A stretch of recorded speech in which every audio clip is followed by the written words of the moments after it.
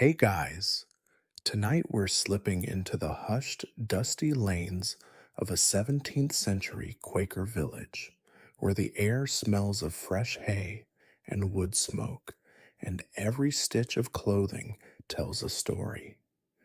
Picture yourself standing on a dirt path, the golden glow of a late afternoon sun filtering through oak trees, casting long shadows over plain wooden houses.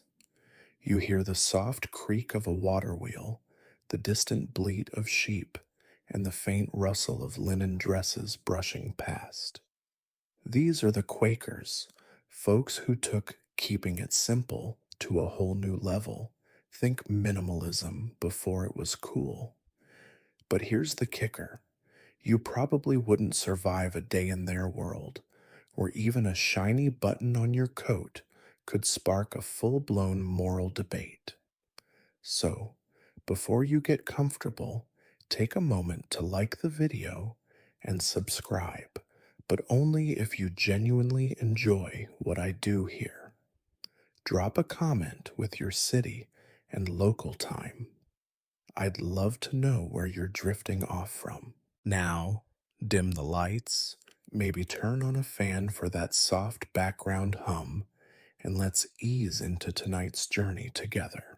You're standing in this Quaker village, somewhere in colonial Pennsylvania, around 1680. The houses are sturdy but bare, no fancy shutters, no carved door frames.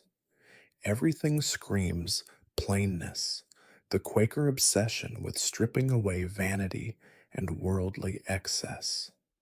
You notice the people around you: men in wide brimmed hats, women in long bonnets, all dressed in shades of gray, brown, or dull blue. Their clothes look heavy, practical, like they're ready to plow a field or pray for hours. But what catches your eye is the absence of flair: no lace, no embroidery, and definitely no gaudy buttons.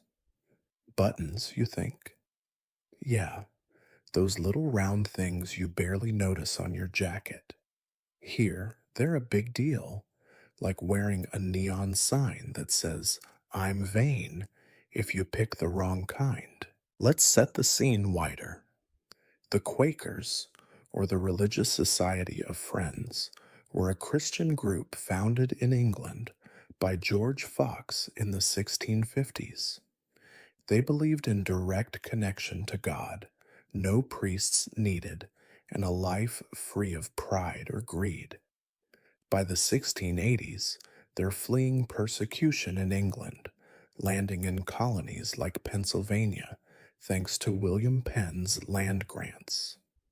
Mainstream fact: Penn's holy experiment made Pennsylvania a haven for Quakers, with about 4,000 settling there by 1700. Their villages were tight knit, built around silent worship and strict moral codes.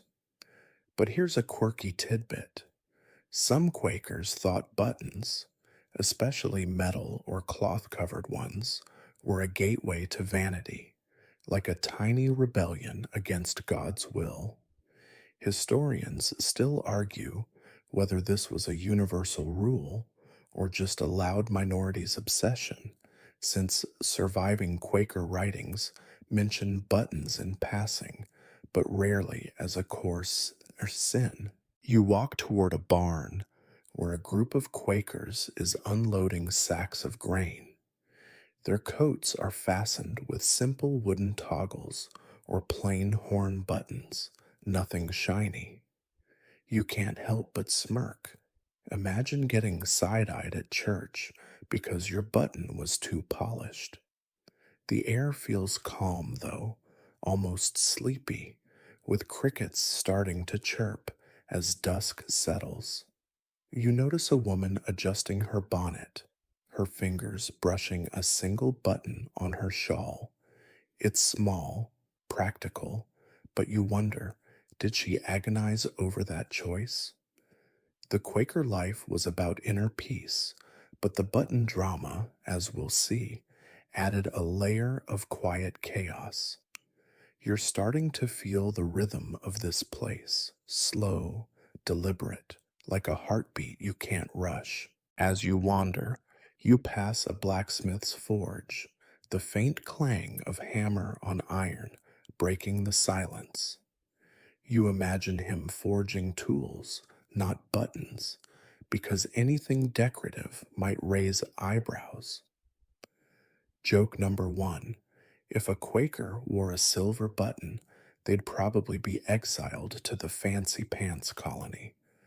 The village path curves toward a meeting house, its plain walls promising answers about this button fixation. You're not just visiting, you're living their day, feeling the weight of their choices. The sun dips lower, painting the sky in soft pinks, and you realize this is just the start. Buttons, of all things, are about to unravel a whole world of Quaker quirks. You're still in this Quaker village, the evening air cooling as you stroll past a row of simple houses, their windows glowing with candlelight. The dirt path crunches under your boots, and you catch the faint scent of baked bread wafting from a nearby kitchen.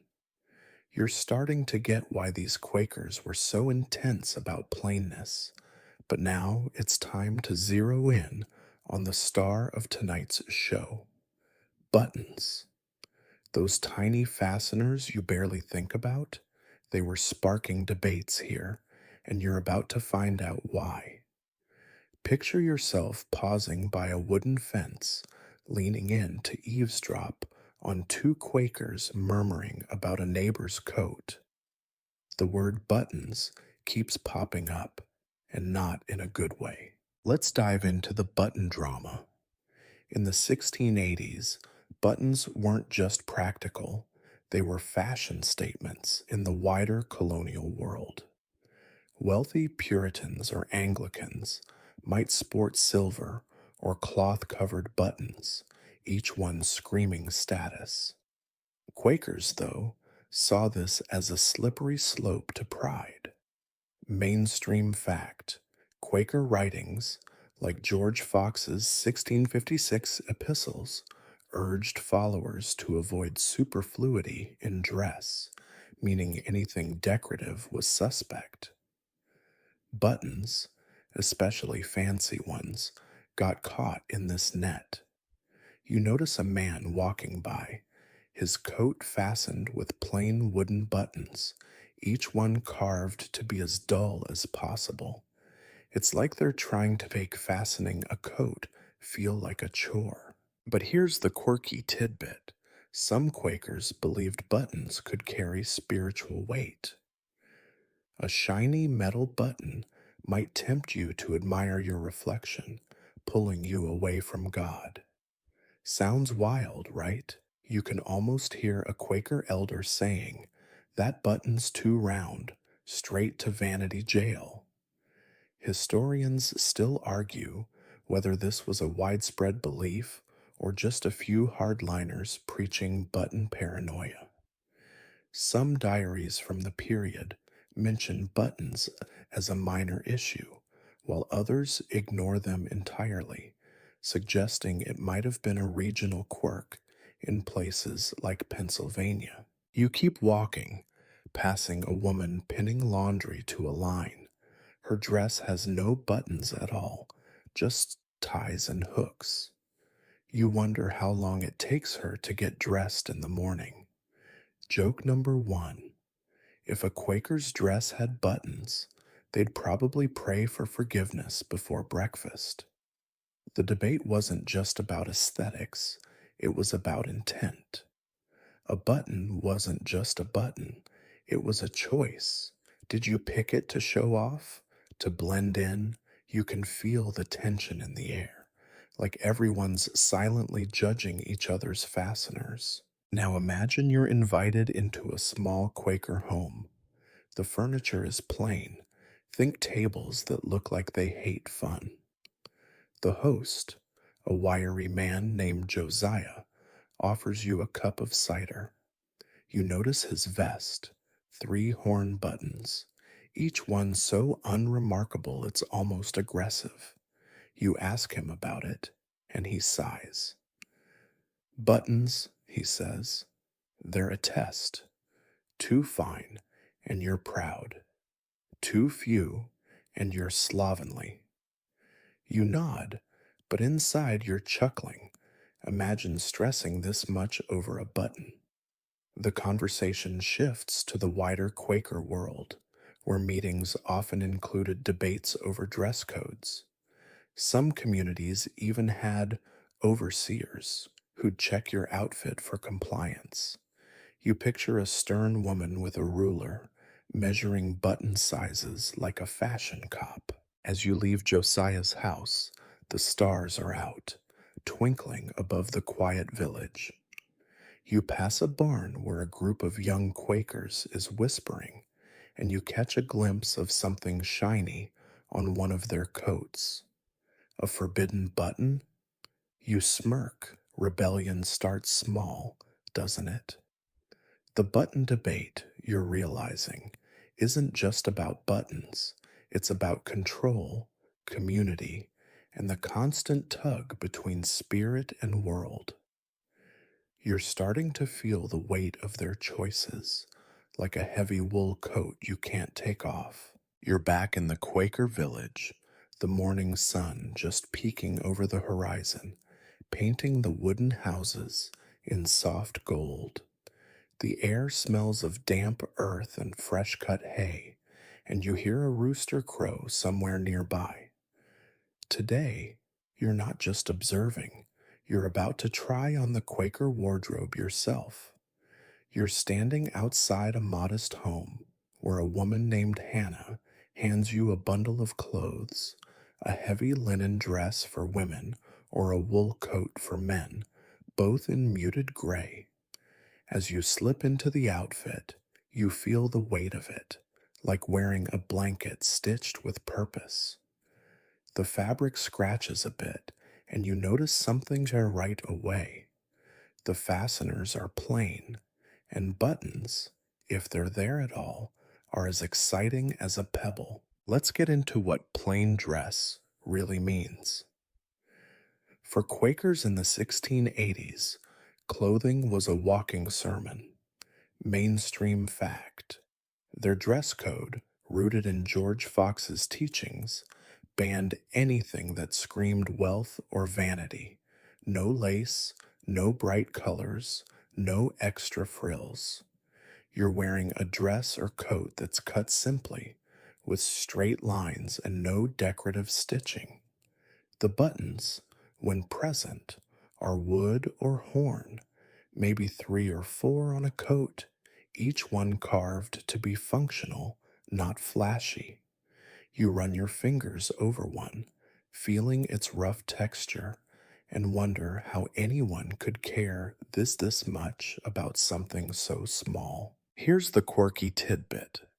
Some Quakers thought even plain buttons could be too much if they were too well crafted. A perfectly round button might suggest you spent too much time fussing over it, which smells like pride. You can't help but grin. Imagine getting a lecture because your button was too smooth. Historians still argue whether this level of scrutiny was common or just the work of a few button obsessed elders.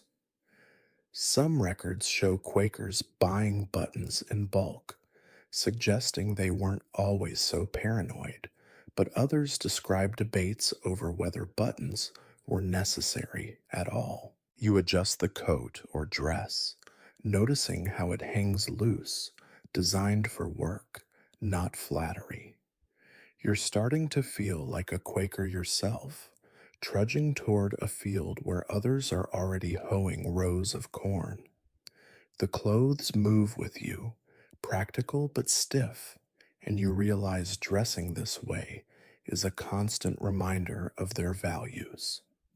Joke number one: if you wore a shiny button here, they'd probably make you scrub floors to repent. You pass a group of women spinning wool, their dresses button free, tied with simple cords. One glances at your outfit, and you swear she's checking for rogue fasteners.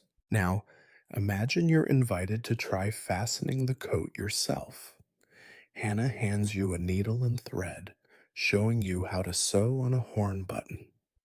It's trickier than it looks. Your stitches are uneven, and the button wobbles. She chuckles, saying, "Plain doesn't mean sloppy." You're getting the hang of it, but your modern brain is screaming, why not just use a zipper? The answer lies in the Quaker mindset.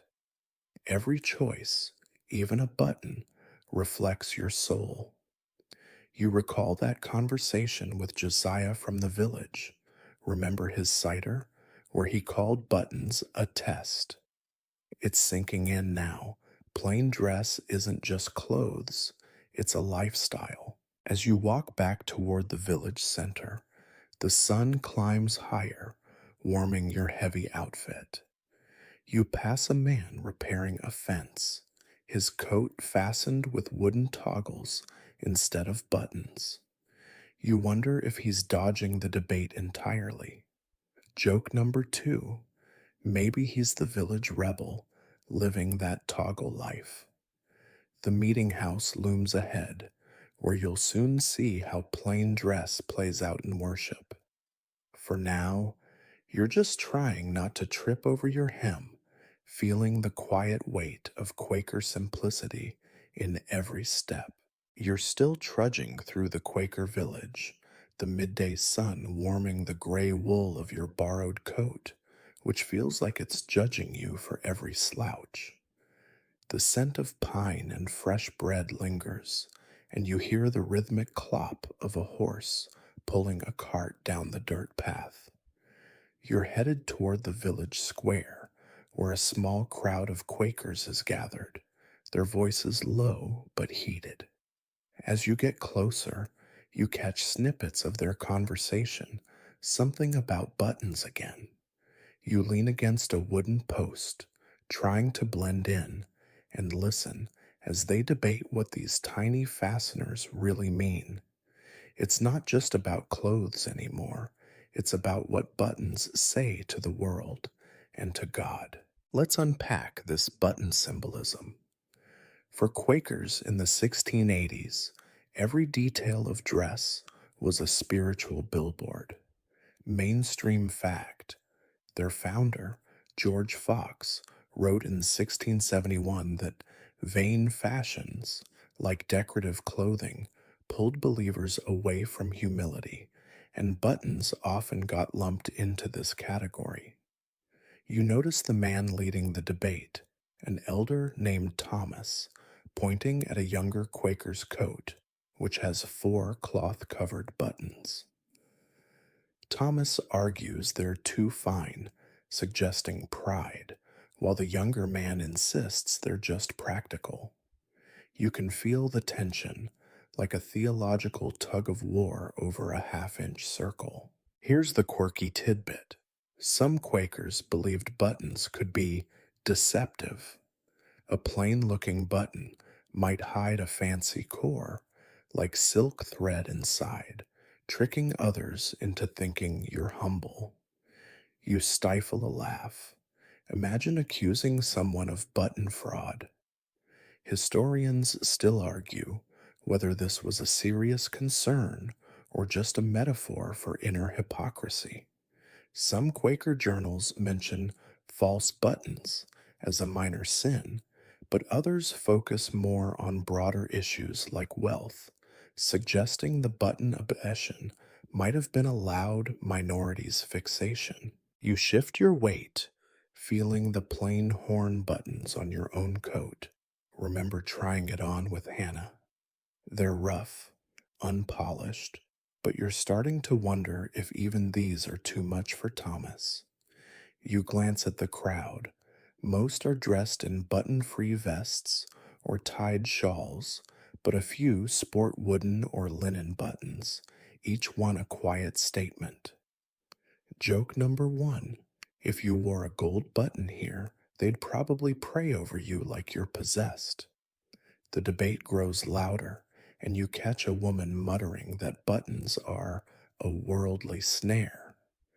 You're tempted to ask what that means, but their serious faces stop you. Now imagine you're pulled into the conversation. Thomas turns to you, asking why you need buttons at all. You fumble, saying they keep your coat closed, but he shakes his head, suggesting hooks or ties instead. You're starting to see the deeper issue. Buttons aren't just fasteners, they're symbols of choice, temptation, even rebellion. You recall Josiah's words, that cider guy, about buttons being a test.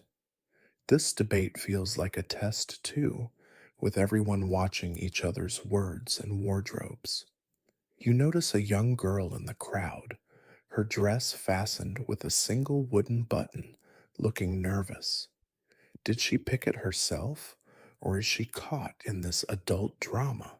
As the discussion winds down, the crowd disperses, heading toward their homes or fields. The sun is high now, casting sharp shadows, and you hear a distant bell calling for a meeting. You're left pondering Thomas's words, feeling the weight of this button obsession.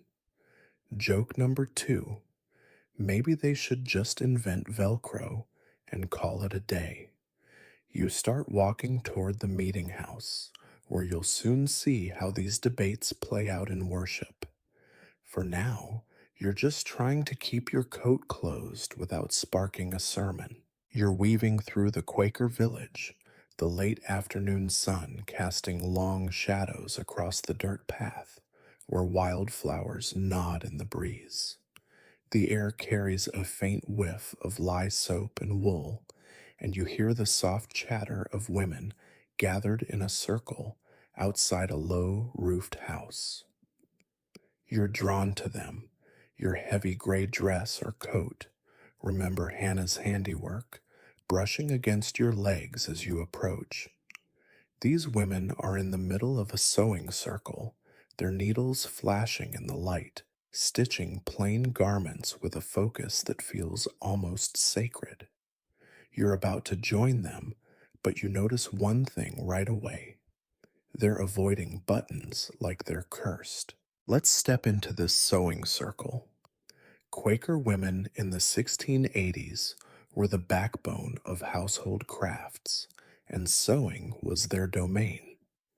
Mainstream fact: women like these produced most of the community's clothing, following strict guidelines from Quaker leaders like William Penn, who in 1694 wrote that dress should be grave and simple. You sit on a wooden stool, handed a needle and a strip of coarse linen. The women are stitching vests and dresses, using ties or hooks for fastening. You spot a pile of wooden buttons nearby, plain as dirt, but the women barely touch them. One, named Ruth, explains their last resort for coats, not dresses. Here's the quirky tidbit.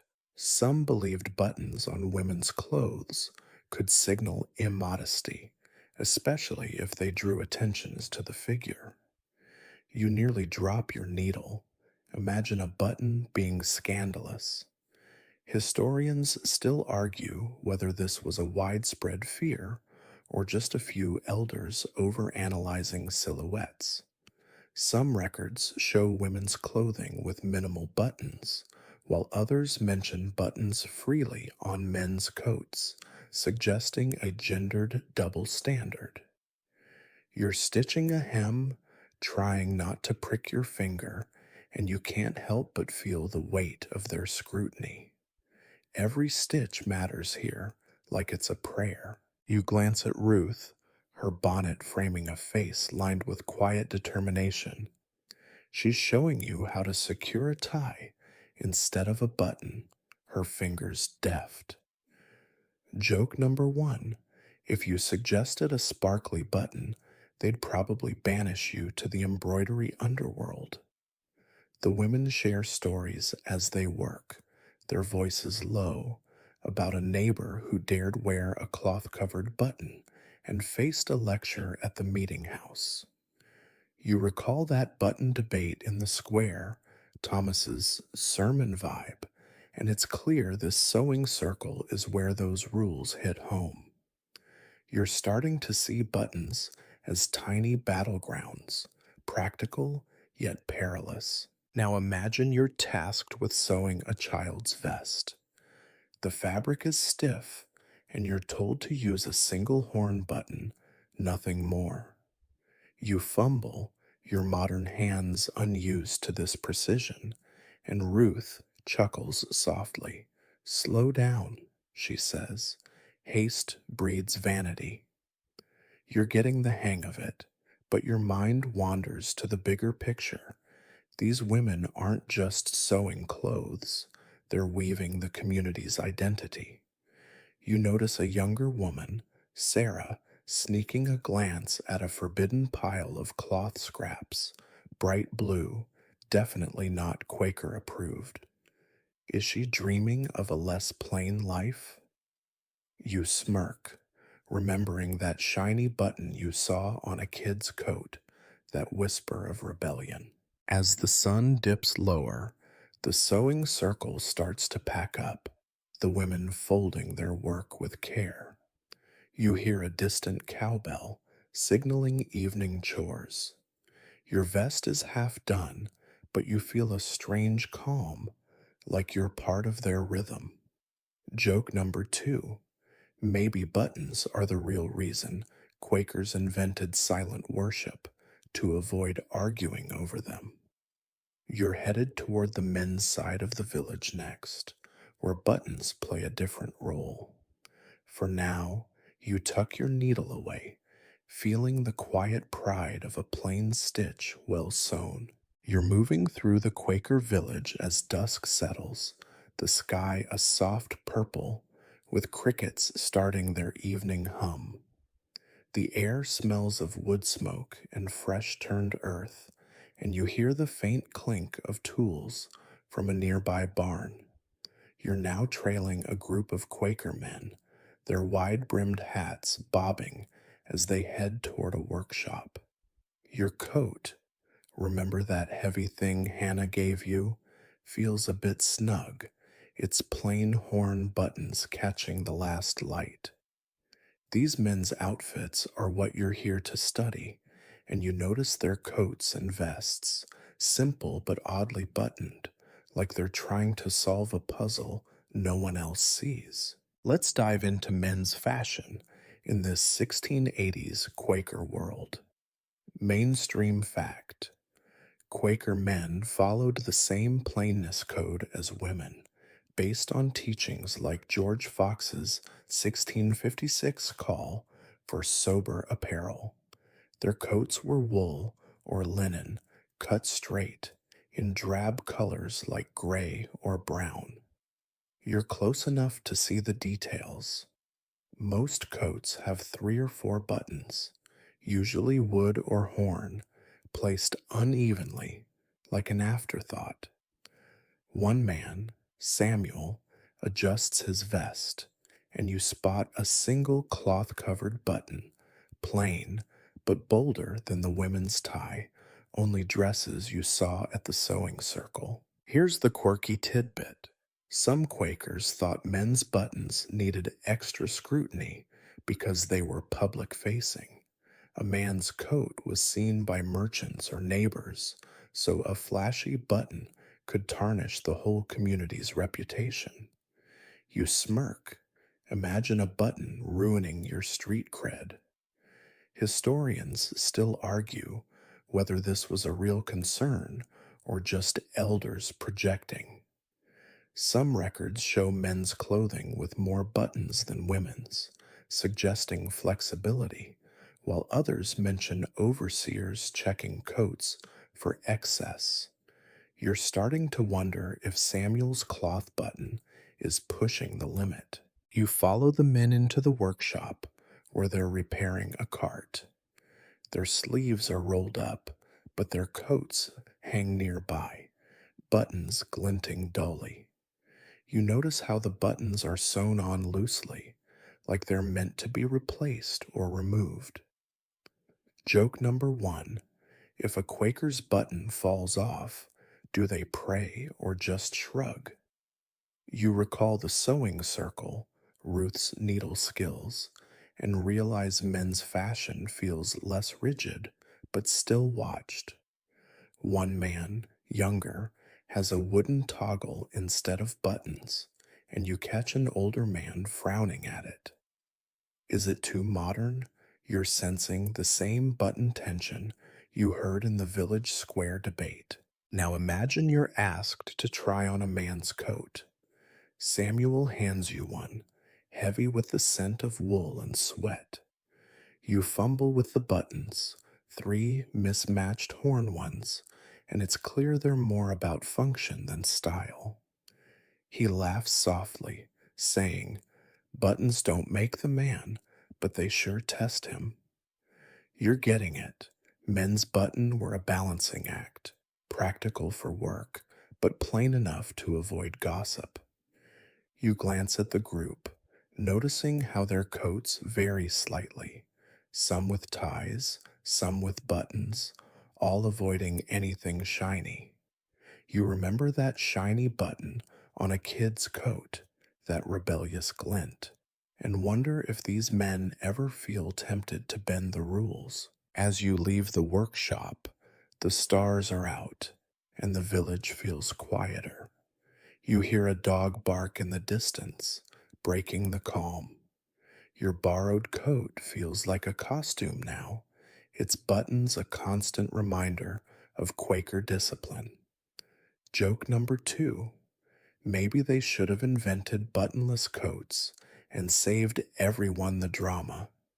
You're headed toward the children's world next, where buttons have their own rules. For now, you adjust your coat, feeling the weight of every choice these men make, one button at a time. You're wandering through the Quaker village at early morning, the air crisp with a hint of dew, and the scent of fresh baked cornbread drifting from a nearby house. The sun's just up, casting a gentle glow over the wooden fences, and you hear the giggles of children chasing a stray chicken down the path. You're still in your borrowed Quaker coat, those plain horn buttons rubbing against your fingers. Thanks, Hannah. But now you're headed toward a cluster of kids playing near a barn.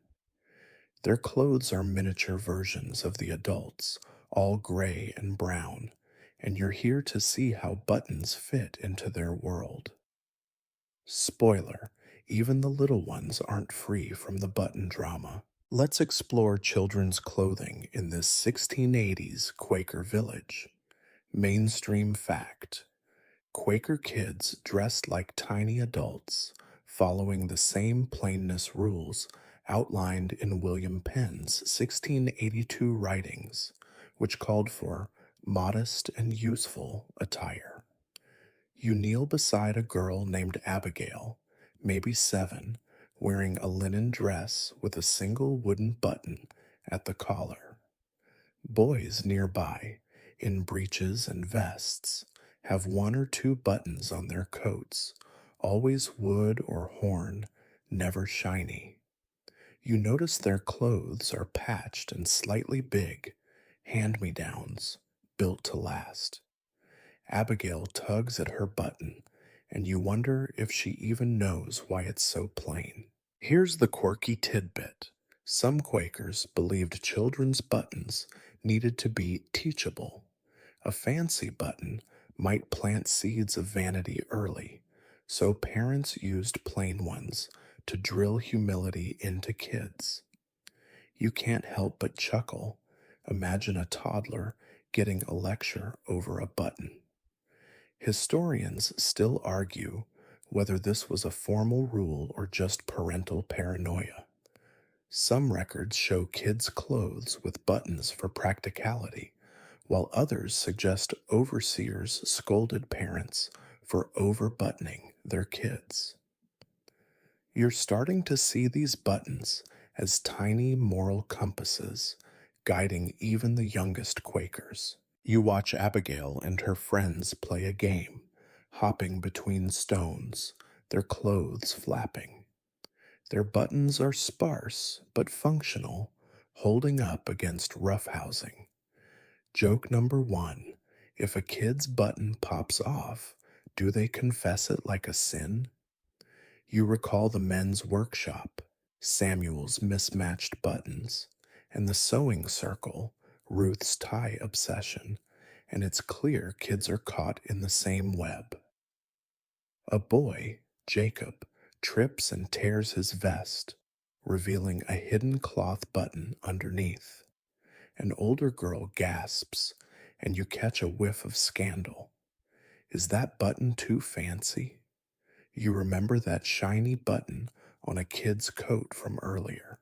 Maybe Jacob's the rebel now. Now, imagine you're asked to help mend Jacob's vest. A woman, likely his mother, hands you a needle and a plain horn button to replace the torn one. You're clumsy, pricking your finger, and she sighs, saying, "Children learn plainness stitch by stitch." You're getting the picture. Buttons aren't just fasteners, they're lessons. You watch the kids return to their game, but Abigail keeps glancing at her button like she's been taught to fear it. You think back to Thomas's debate in the square, where buttons were called worldly snares. Even here, among kids, that idea lingers, shaping how they move and play. As you finish the mend, the morning sun climbs higher, warming the village. You hear a bell calling the kids to chores or lessons. Your coat feels heavier now, its buttons a reminder of the rules binding everyone, young and old. Joke number two: maybe Quaker kids dreamed of buttons the way we dream of candy. You're headed toward the market next, where buttons take on a new role. For now, you hand Jacob his vest, watching him run off, his plain button bouncing like a badge of Quaker life. You're strolling through the Quaker village as midday hums around you, the sun high, baking the dirt path under your boots. The air's thick with the scent of dried herbs and horse manure, and you hear the buzz of voices from a nearby market square. Your borrowed coat, those plain horn buttons still there, thanks to Hannah, feels warm, and you're adjusting it as you head toward a cluster of stalls.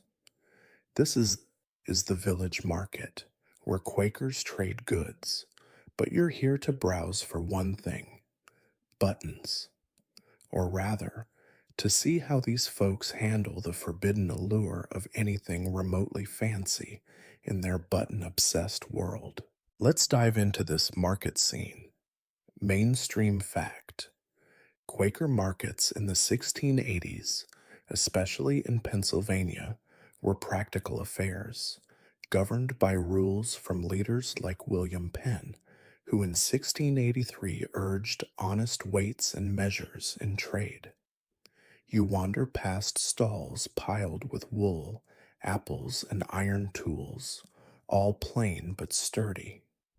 One stall catches your eye: a merchant selling cloth and fasteners, including a small basket of buttons, wood, horn, maybe a few linen ones. They're dull as dishwater, but you notice a Quaker woman, Esther, hesitating before them, her fingers hovering like she's tempted by sin itself. Here's the quirky tidbit: some Quakers believed market-bought buttons could carry worldly taint, especially if they came from non-Quaker traders who might sneak in fancier designs. You stifle a grin. Imagine a button smuggling scandal. Historians still argue whether this was a real fear or just a gossip among stricter Quakers. Some records show communities importing plain buttons in bulk, suggesting practicality, while others mention warnings against deceptive goods from outside. You're starting to see the market as a battleground where every purchase, even a button, tests Quaker values. You step closer to Esther's stall, watching her pick up a horn button, then drop it like it's hot. The merchant, a non Quaker with a sly smile, nudges a cloth covered button toward her. She shakes her head, muttering about vanity's trap. You recall the sewing circle, Ruth's tie obsession, and the kids' clothes, Abigail's single button, and it's clear the button rules follow Quakers everywhere. Joke number one: if Esther buys that cloth button, she'll probably pray for a week straight. You scan the stall, noticing hooks and ties outnumber buttons 10 to 1. Even here, buttons feel like a last resort. Now imagine you're asked to haggle for a button. The merchant hands you a wooden one, rough and uneven, and you try to barter, but Esther interrupts, warning you to choose with care. You're clumsy, unsure what makes a button safe, and the merchant chuckles, saying, Quakers make my job harder than it needs to be. You're getting it. The market isn't just about trade, it's a test of discipline.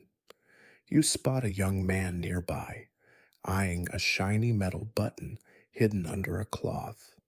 Is he tempted? You think back to that rebellious shiny button on a kid's coat. Maybe the market's where these temptations start. As you leave the stall, the market's still bustling, with kids darting between carts and a horse snorting nearby. Your coat's buttons feel heavier now, like they're carrying the weight of Esther's hesitation. Joke number two: maybe the real market thrill is sneaking a button past the elders. You're headed toward a Quaker meeting next, where buttons face their ultimate test. For now, you tuck the wooden button in your pocket, wondering if even this plain thing might spark a lecture in the wrong hands. You're easing into the Quaker village as evening wraps around you, the air cooling, laced with the scent of pine and candle wax. The dirt path leads you to a plain wooden meeting house, its walls bare, glowing faintly under a rising moon. Your coat, those horn buttons still hanging on, thanks to Hannah, brushes against your sides as you step inside. The room is quiet, filled with Quakers seated on hard benches, men on one side, women on the other, all still as statues.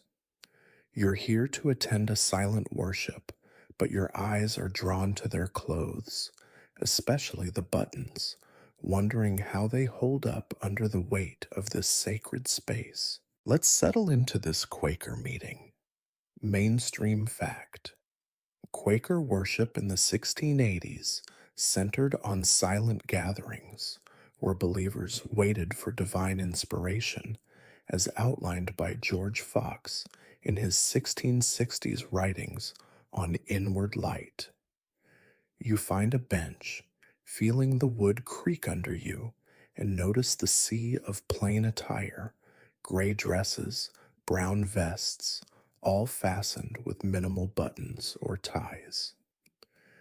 A man across from you, Ezra, wears a coat with two wooden buttons, each so plain it's like they're trying to disappear. You scan the room, spotting women with hook-fastened shawls, avoiding buttons entirely, a nod to the sewing circle's rules. Remember Ruth's needle? Here's the quirky tidbit. Some Quakers believed a single proud button could disrupt the meeting's spiritual harmony, like a loud cough in the silence. You bite back a laugh. Imagine a button derailing God's vibe. Historians still argue whether this was a common worry or just a few elders' obsession. Some meeting records mention dress inspections, while others focus on behavior, suggesting buttons were a minor issue. You're starting to feel the room's hush, like everyone's hyper aware of their appearance, buttons included. You settle in, trying not to fidget, but your coat's buttons feel like they're glowing under scrutiny. The silence is heavy, broken only by a soft sigh or the rustle of a bonnet. You recall the market, Esther's button hesitation, and wonder if anyone's hiding a forbidden fastener here. Joke number one: if a shiny button slips through, do they pause worship for an emergency sermon? You notice a woman, Martha, adjusting her shawl, revealing a single linen button. Her neighbor glances over, and you swear there's a flicker of judgment. The meeting house is a magnifying glass, making every button a potential scandal. Now, imagine you're trying to stay still, mimicking the Quaker's calm. Ezra catches your eye, nodding slightly, his buttons barely visible in the dim light. You wonder if he's ever been called out for them, like that debate in the square, Thomas's worldly snare rant. The silence stretches, and you're struck by how the plainness of their clothes mirrors the meeting's simplicity. No one speaks, but you feel the weight of their shared values, buttons and all. You think back to Jacob's torn vest, that sneaky cloth button, and realize even kids learn this scrutiny early. The meeting's calm is soothing, but the button tension lingers, like a quiet hum beneath the silence. As the meeting continues, a faint breeze slips through an open window, stirring the air. You hear an owl hoot outside, adding to the stillness. Your coat feels like part of you now, its buttons a small piece of this world. Joke number two: maybe the real worship is resisting the urge to polish your buttons. You're headed toward button craftsmanship next, where these fasteners are made. For now, you let the silence wash over you, feeling the Quaker way, plain, deliberate, and button obsessed in its own quiet way. You're back in the Quaker village, the morning sun climbing, casting a warm glow over the thatched roofs. The air smells of sawdust and fresh bread, and you hear the rhythmic tap of a hammer from a small workshop nearby. Your coat, those trusty horn buttons still intact, thanks to Hannah, sways as you head toward the sound. You're about to step into the world of Quaker craftsmanship, where buttons are made, and you're curious to see how these plain little fasteners come to life. The workshop door creaks open, revealing a man named Caleb, hunched over a workbench, carving something small and round. Spoiler, it's a button, and it's as exciting as a Quaker button can get. Let's get hands-on with button making. Mainstream fact: in the 1680s, Quaker communities relied on local artisans to produce everyday goods, including clothing fasteners, as noted in Pennsylvania's early trade records. You peer over Caleb's shoulder, watching him whittle a button from a chunk of bone, his knife steady but slow. The workshop is cluttered with wood scraps, horn pieces, and linen thread, all destined for plain buttons. You spot a pile of finished ones, wood and bone, some linen wrapped, all deliberately rough, like they're allergic to polish. Caleb grunts, saying, "Plain work for a plain life." Here's the quirky tidbit. Some Quakers believed a button's material carried moral weight. Bone was humble, but metal was proud, even if dull. You can't help but smirk. Imagine a button material causing a spiritual crisis. Historians still argue whether this was a widespread belief or just a craft specific quirk. Some records show bone and wood dominating Quaker buttons, while others mention cloth buttons as acceptable, suggesting flexibility. You're starting to see craftsmanship as a balancing act, where every cut reflects the village's button obsession. You pick up a half carved wooden button, feeling its grainy texture. Caleb hands you a knife, challenging you to try. Your cuts are wobbly, and the button looks like a lopsided moon. He chuckles, saying, "Haste makes vanity." You recall the sewing circle, Ruth's stitching lessons, and the meeting house, Ezra's subtle buttons, realizing buttons start here in this workshop before sparking debates. Joke number one: if you carved a shiny button, they'd probably burn the workbench. You notice Caleb's own vest, fastened with two bone buttons, each slightly different, like he's testing the limits of plainness. Now imagine you're tasked with finishing a button. Caleb shows you how to sand it just enough to be functional, not pretty. Your hands ache, and you're amazed at the effort for something so small. You think back to the market, Esther's hesitation over that cloth button, and wonder if Caleb's buttons ever end up in those forbidden piles. The workshop feels like a quiet rebellion.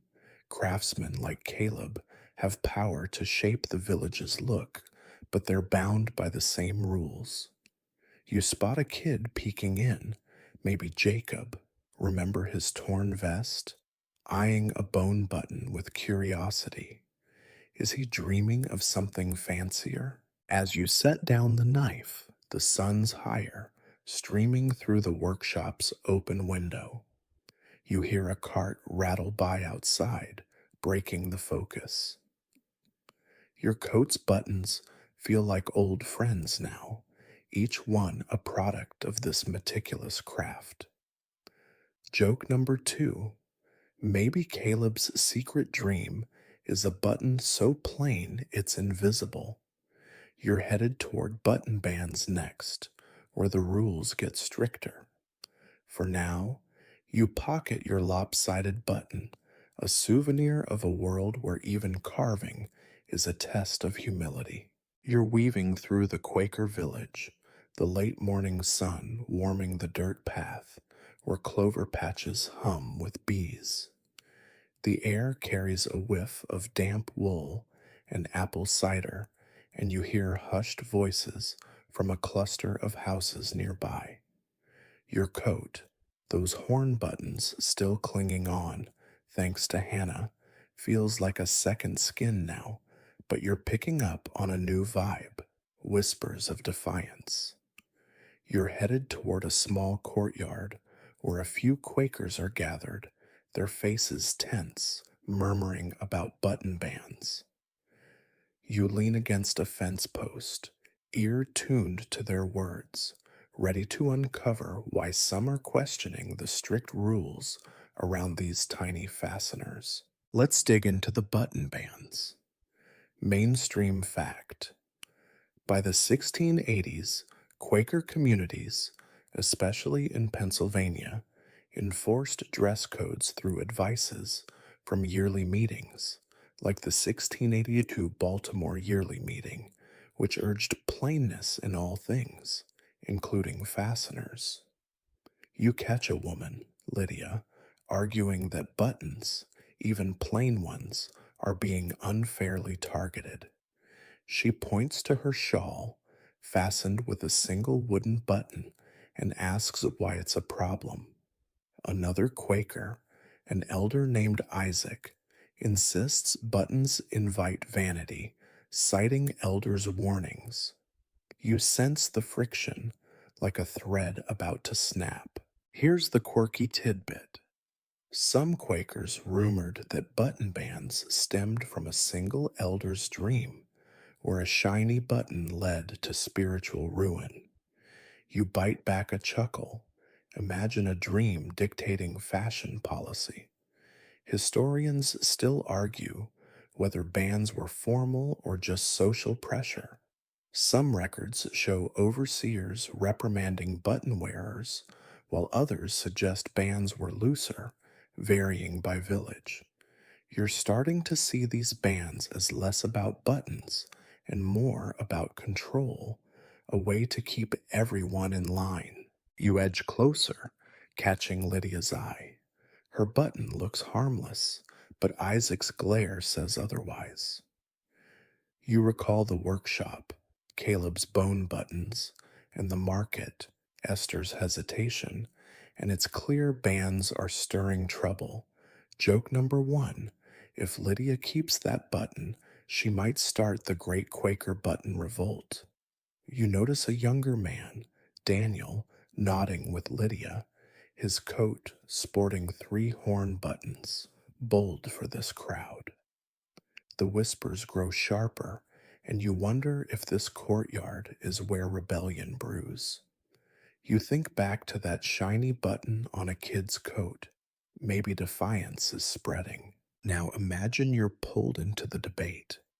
Isaac asks your opinion on buttons, and you stammer, pointing to your coat's plain horn ones.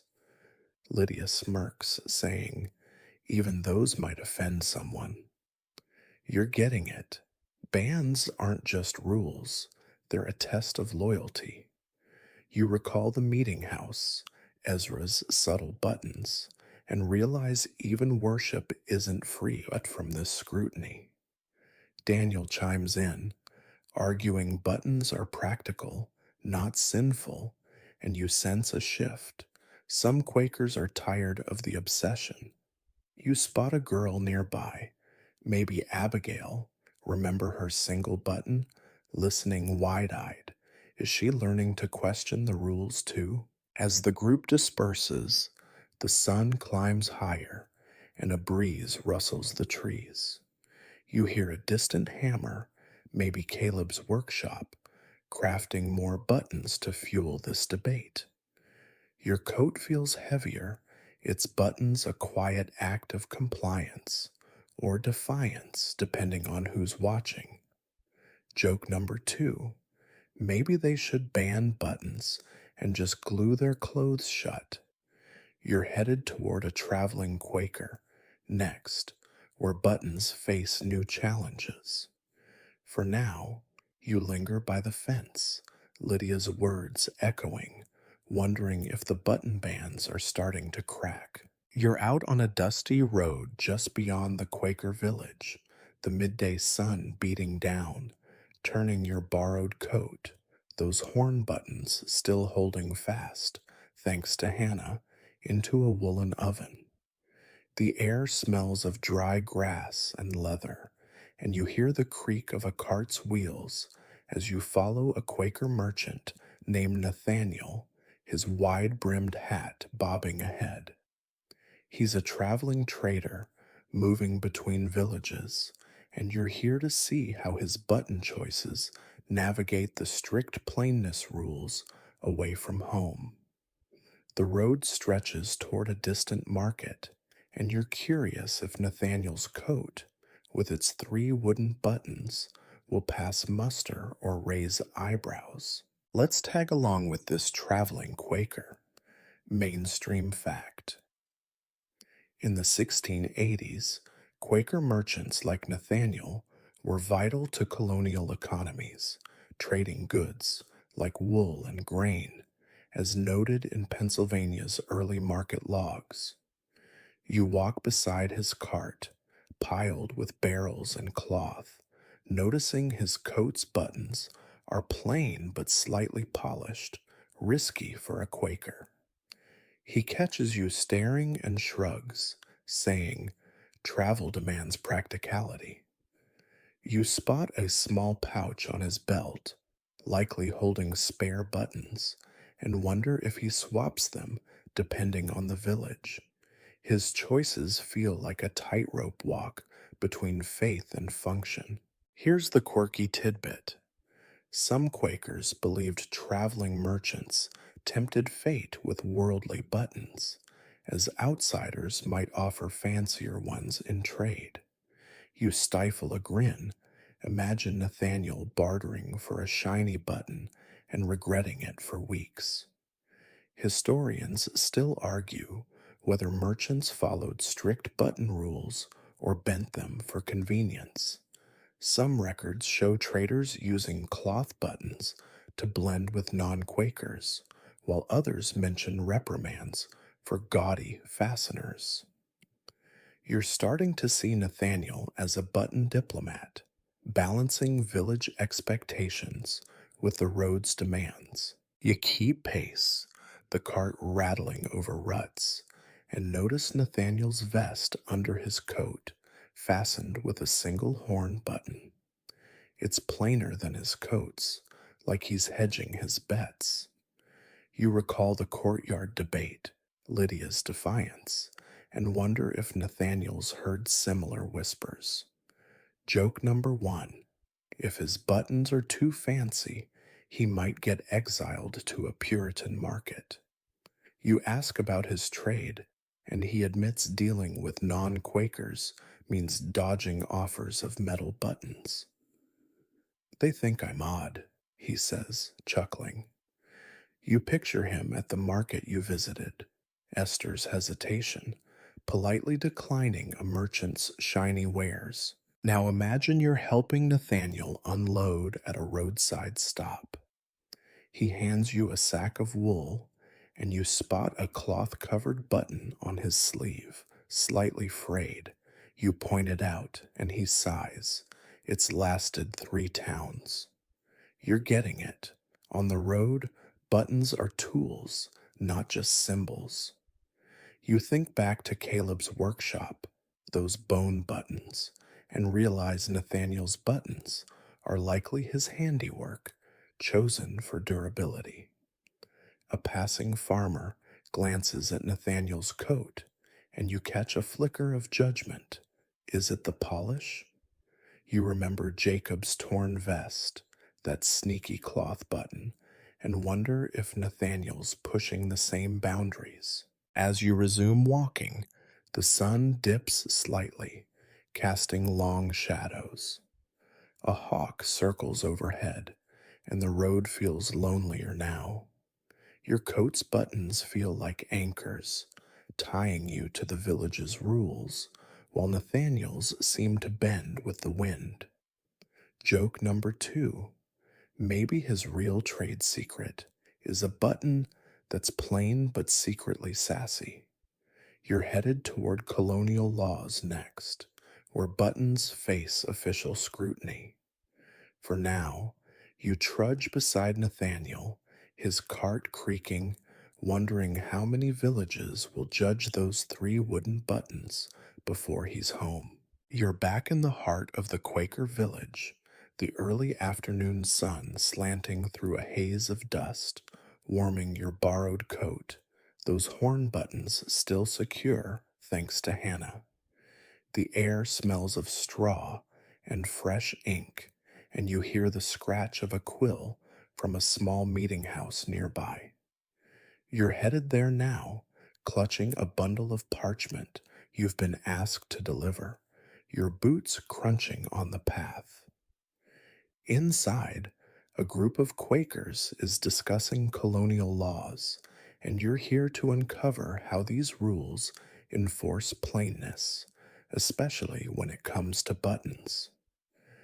The door creaks as you step in, and you feel eyes on your coat, like they're checking for contraband fasteners. Let's dive into these colonial laws. Mainstream fact: in the 1680s, Pennsylvania's Quaker-led government, under William Penn's 1682 frame of government, included moral codes that encouraged plain dress, with some communities formalizing dress restrictions. You sit on a bench, the parchment pile beside you and listen as an elder, Margaret, reads from a document.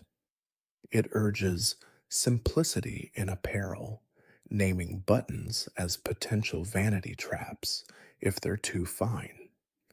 You glance at your coat's horn buttons, suddenly self conscious, and notice others in the room, men with wooden buttons, women with ties, looking equally cautious. The law isn't just a suggestion, it's a community contract. Here's the quirky tidbit.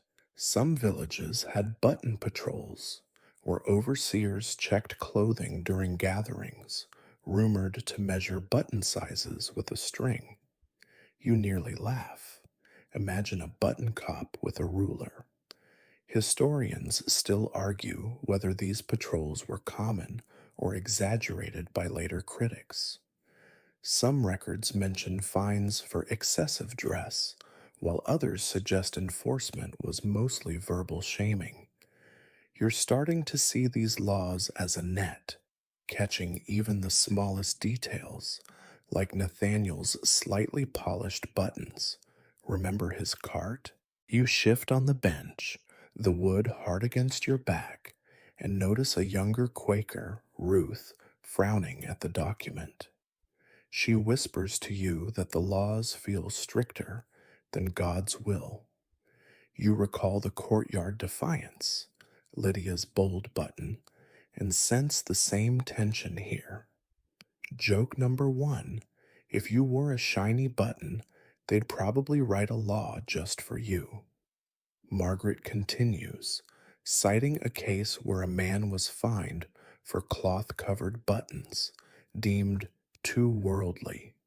You think back to the market, Esther's hesitation, and wonder how many buttons slip through these legal cracks. Now, imagine you're asked to read a law aloud. Your voice shakes as you recite a rule against ornamental fasteners, stumbling over the word buttons. The room nods, but Ruth rolls her eyes, and you're caught between their worlds. You're getting it.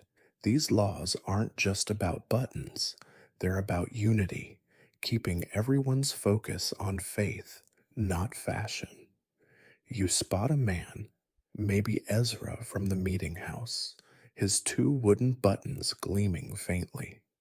Is he complying or quietly rebelling? You think of Jacob's torn vest, that sneaky cloth button, and realize even kids feel this legal weight. As the meeting wraps up, the sun shifts, streaming through a window, lighting up the dust motes. You hear a child's laugh outside, breaking the solemn mood. Your coat's buttons feel like tiny badges now, proof you're playing by the rules, for now. Joke number two: maybe the real crime is sewing a button too well. You're headed toward button smuggling next, where the laws get tested. For now, you gather your parchments, Margaret's words lingering, wondering how many Quakers are bending these rules just out of sight. You're slipping through the Quaker village under a twilight sky, stars just peeking out, the air cool with a tang of wood smoke and damp earth. Your coat, those horn buttons still there, thanks to Hannah, brushes against your sides as you skirt the edge of the village, drawn to a faint murmur behind a barn. You hear hushed voices and the clink of something small, like coins, but you're betting it's not money. You're here to uncover the secret trade in fancy buttons, a quiet rebellion against the plainness laws you heard about in the meeting house. You crouch behind a haystack, peering at a shadowy deal, feeling like you've stumbled into a Quaker black market. Let's sneak into this button smuggling scene. Mainstream fact: in the 1680s, colonial trade routes, even in Quaker heavy Pennsylvania, brought in goods from Europe and neighboring colonies, including decorative clothing items, as noted in port records.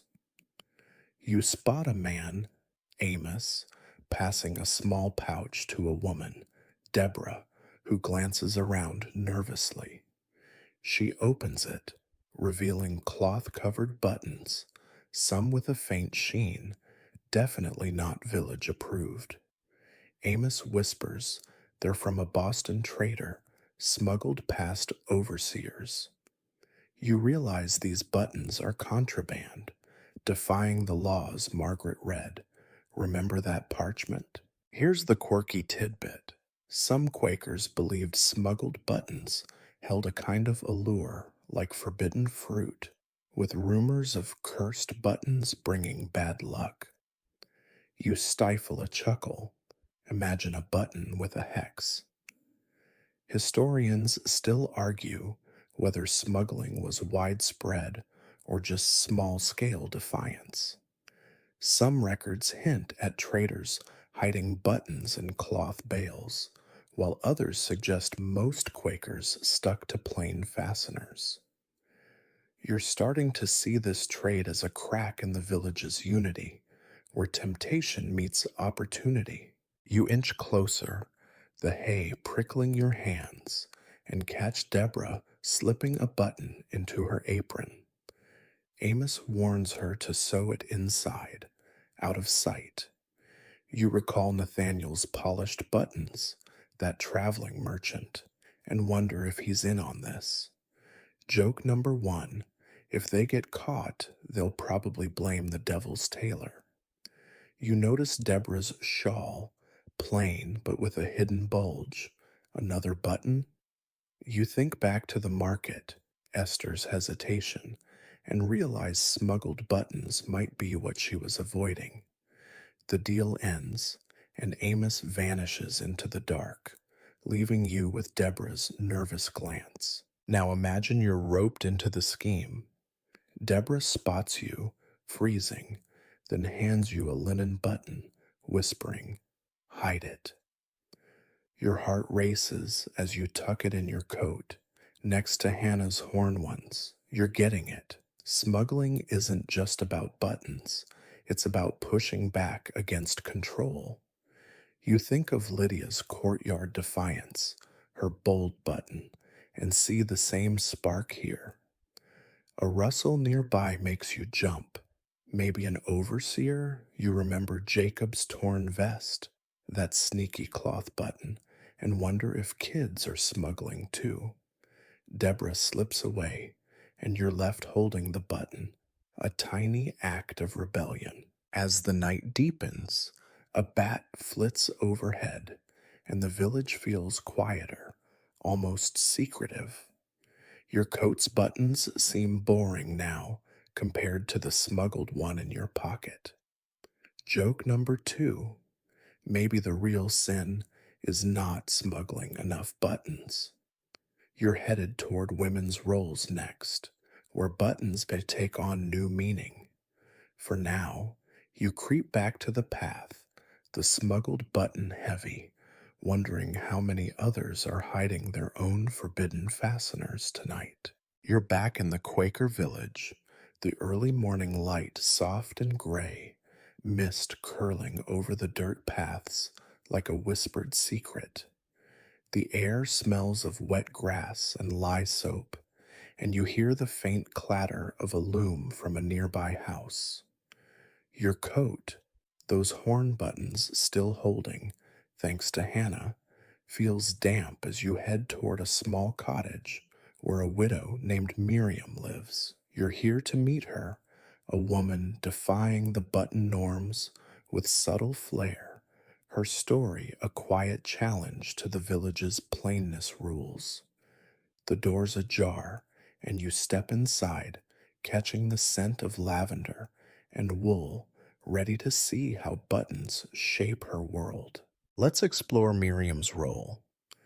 Mainstream fact: in 1680s Quaker communities, widows often held unique status, managing households and sometimes businesses, as noted in Pennsylvania's early social records. You sit by Miriam's hearth, watching her sort a pile of linen scraps.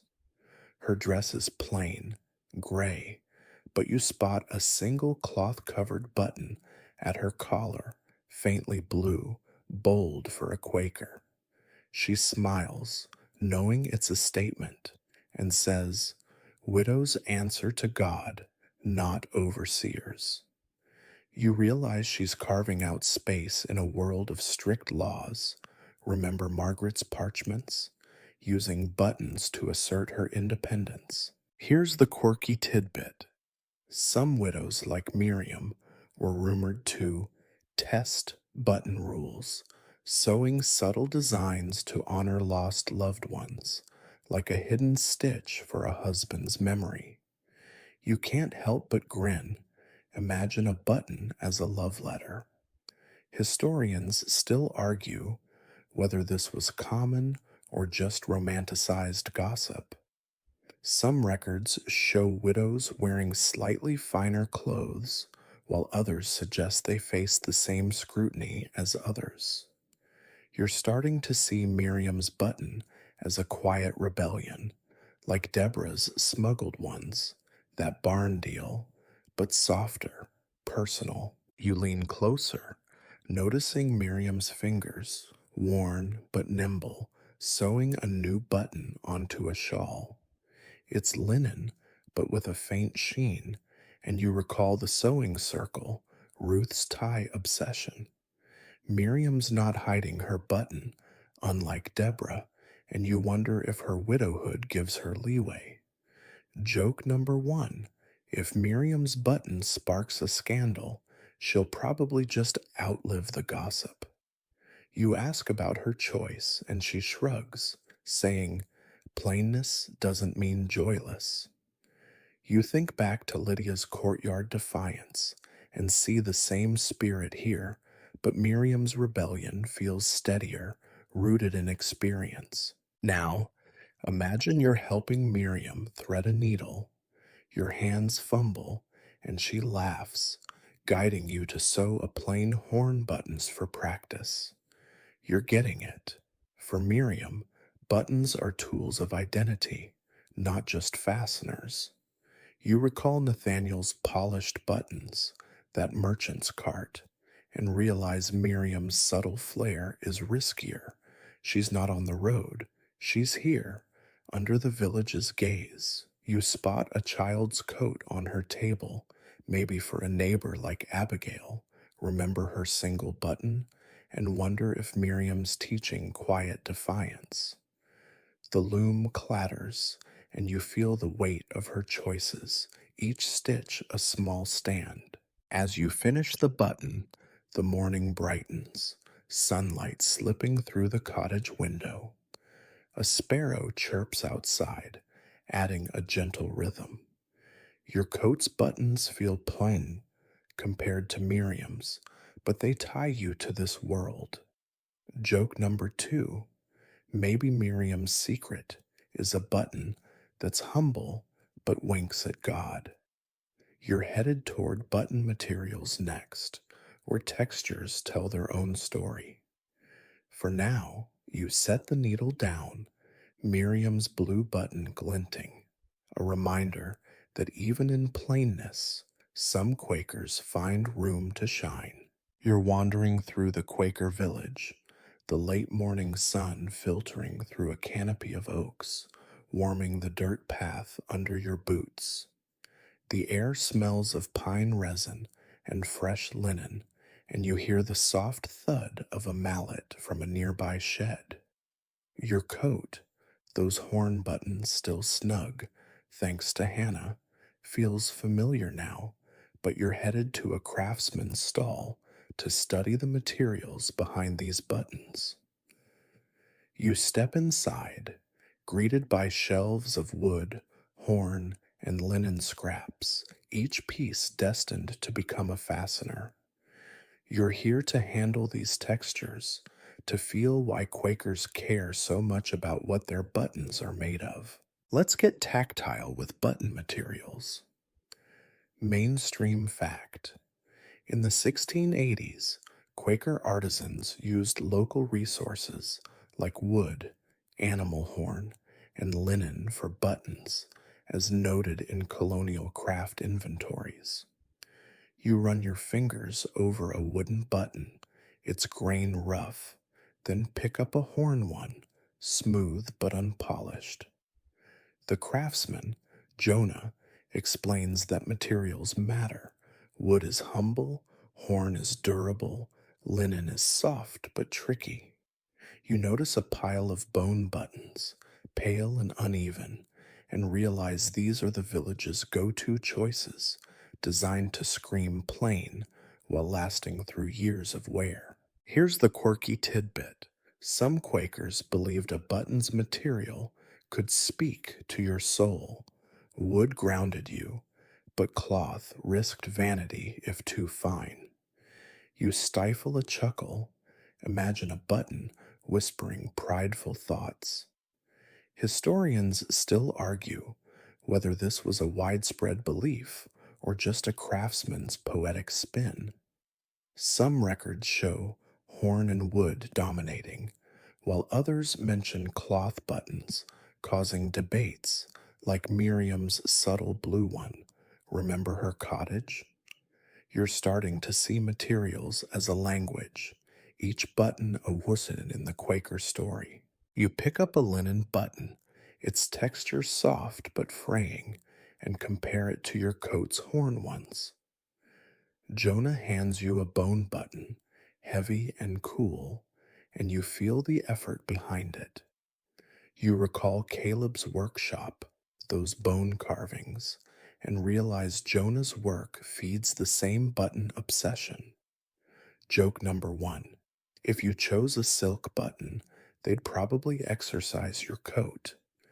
You ask Jonah why no metal, and he grimaces, saying, "Metal shines too loud." You think back to the smuggled buttons, Deborah's secret pouch, and wonder if metal's the ultimate forbidden fruit here. Now, imagine you're trying to carve a button. Jonah gives you a horn scrap and a knife, and your cuts are clumsy, leaving jagged edges. He sighs. Plainness takes patience. You're getting it. Materials aren't just practical, they're moral choices. You recall the meeting house, Ezra's wooden buttons, and see how Jonah's craft shapes worship itself. You spot a kid, maybe Jacob, that torn vest guy, poking at a linen button, and wonder if he's tempted by its softness. The shed feels like a shrine to simplicity, every material a testament to Quaker discipline. As you set the knife down, the sun climbs higher, light glinting off the horn in your hand. A breeze carries the sound of a distant cowbell, grounding you. Your coat's buttons feel alive now, each one a piece of this material world. Joke number two. Maybe the real sin is picking a button that's too comfy. You're headed toward community tensions next, where buttons stir bigger fights. For now, you pocket the bone button, its weight a reminder of the care and conflict stitched into every Quaker fastener. You're lingering in the Quaker village as the afternoon fades, the sun dipping low, casting golden streaks across the dirt paths. The air smells of hay and faint chimney smoke, and you hear a heated murmur from a nearby orchard where a small group of Quakers is gathered. Your coat, those horn buttons still steady, thanks to Hannah, feels heavy in the warmth, but you're drawn to the voices, sharp with disagreement. You're here to feel the community tensions bubbling over buttons, a rift that's splitting the village's calm. You slip behind a tree, close enough to listen, sensing the button obsession turning into something bigger. Let's wade into this friction. Mainstream fact. In the 1680s, Quaker communities, like those in Pennsylvania, faced internal debates over strictness, as recorded in yearly meeting minutes, with dress codes often sparking division. You overhear a woman, Rachel, arguing that button rules are tearing neighbors apart, pointing to her plain wooden button as proof of compliance. An elder, Simon, snaps back, claiming even that's too much, pushing for ties only. You feel the air crackle, like the courtyard debate, Lydia's defiance, but angrier as buttons become a stand in for deeper fights about faith and freedom. Here's the quirky tidbit. Some Quakers whispered that button disputes were Satan's distraction, pulling focus from worship to wardrobe. You bite back a laugh. Imagine the devil plotting via buttons. Historians still argue whether these tensions were widespread or localized to stricter villages. Some records show communities splitting over minor rules, while others suggest unity held firm. You're starting to see buttons as a spark, igniting clashes over who gets to define plain. Rachel's voice rises, and you recall Miriam's subtle blue button, that widow's flare, wondering if she'd be welcome here. You lean closer, the tree bark rough against your shoulder, and notice a young man, Eli, siding with Rachel, his coat sporting two horn buttons, bold, given Simon's glare. You think back to the smuggled buttons, Deborah's secret deal, and sense the same rebellion brewing. Joke number one: if buttons cause this much drama, maybe they're the real village elders. Simon accuses Rachel of worldly leanings, and you feel the weight of his words, like a law read aloud, Margaret's parchments. The group split, half nodding with Simon, half murmuring for Rachel, shows how buttons are fracturing the community's heart. Now, imagine you're pulled into the fray. Rachel spots you, asking if your coat's buttons are honest. You fumble, pointing to the horn ones, and Simon squints, muttering about excess. You're getting it. This isn't just about buttons, it's about trust, about who's pure enough. You recall Nathaniel's polished buttons, that merchant's cart, and wonder if he'd be shunned here. A girl, maybe Abigail, her single button, watches from the edge, wide eyed, learning this division early.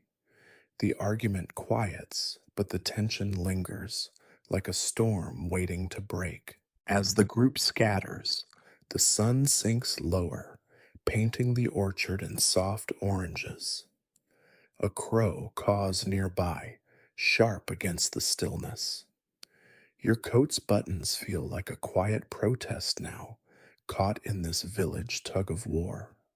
Joke number two: maybe they should settle it with a button throwing contest and move on. You're headed toward button alternatives next, where Quakers try to dodge the drama. For now, you step back up to the path, Rachel's words echoing, wondering if the village can stitch itself back together. You're meandering through the Quaker village as evening settles, the sky a deep indigo, with fireflies blinking in the tall grass. The air's cool, scented with lavender and fresh churned butter, and you hear the soft clink of needles from a porch where a few Quakers are gathered. Your coat, those horn buttons still there, thanks to Hannah, sways gently as you approach, drawn to their quiet work. You're here to see how some Quakers are dodging the button drama by experimenting with alternatives like hooks and ties, hoping to sidestep the tensions you felt in the orchard. You sit on a stool, watching their fingers move, ready to explore this button-free world. Let's dive into these button alternatives.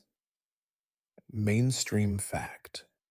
In the 1680s, Quaker dress codes, reinforced by leaders like William Penn in his 1682 writings, encouraged fasteners that avoided vanity, leading some to favor hooks, ties, or toggles over buttons. You watch a woman, Hannah, not your coat's Hannah, thread a linen tie through a vest, her movements precise. Nearby, a man, Joseph, is attaching a metal hook to a coat, plain but sturdy. You notice their work lacks buttons entirely, a deliberate choice to calm the debates. Remember Rachel and Simon's orchard clash? Hannah mutters, "Ties don't tempt the soul." Here's the quirky tidbit. Some Quakers believed button alternatives were purer because they couldn't be polished or adorned, like a spiritual loophole. You stifle a grin. Imagine bragging about your holy hook. Historians still argue whether this shift was widespread or a minority's fix. Some records show hooks and ties gaining popularity in stricter villages, while others note buttons persisting for practicality. You're starting to see these alternatives as a peace offering, a way to mend the community's frayed edges after debates like Lydia's that courtyard defiance. You lean in, feeling the rough linen under your fingers as Hannah hands you a tie to thread. It's trickier than it looks, your knots lopsided, and she chuckles, saying, "Patience outlives pride." You recall the sewing circle, Ruth's tie obsession, and realize this porch is its evolution, swapping buttons for calm. Joke number one. If buttons are sinful, maybe ties are the village's new savior. You notice Joseph's hook, barely visible, and think back to Miriam's subtle button, that widow's flare. Is he avoiding her boldness? The group's quiet focus feels like a truce, but you sense button loyalties lingering. Now, imagine you're tasked with attaching a hook. Joseph guides you, his calloused hands steady, but your hook wobbles, barely holding the fabric. You're getting it. Alternatives aren't just practical, they're a statement, a way to dodge Simon's glares. You think of the smuggled buttons, Deborah's secret pouch, and wonder if hooks are the safe middle ground. A kid, maybe Abigail, her single button, watches from the porch steps, curious but quiet. Is she learning to prefer ties? The night feels softer now. The fireflies a gentle pulse, and you feel the village trying to heal through these small, unassuming fasteners. As the group packs up, the moon rises, silvering the porch. A distant owl hoots, adding to the calm. Your coat's buttons seem out of place now, relics of a fight these Quakers are leaving behind. Joke number two. Maybe they'll ban buttons and make tie-tying an Olympic sport. You're headed toward daily routines next, where buttons, or their absence, shape the day. For now, you fumble with the tie, Hannah's nod of approval warming you, wondering if the village can truly move past its button obsession with hooks and threads.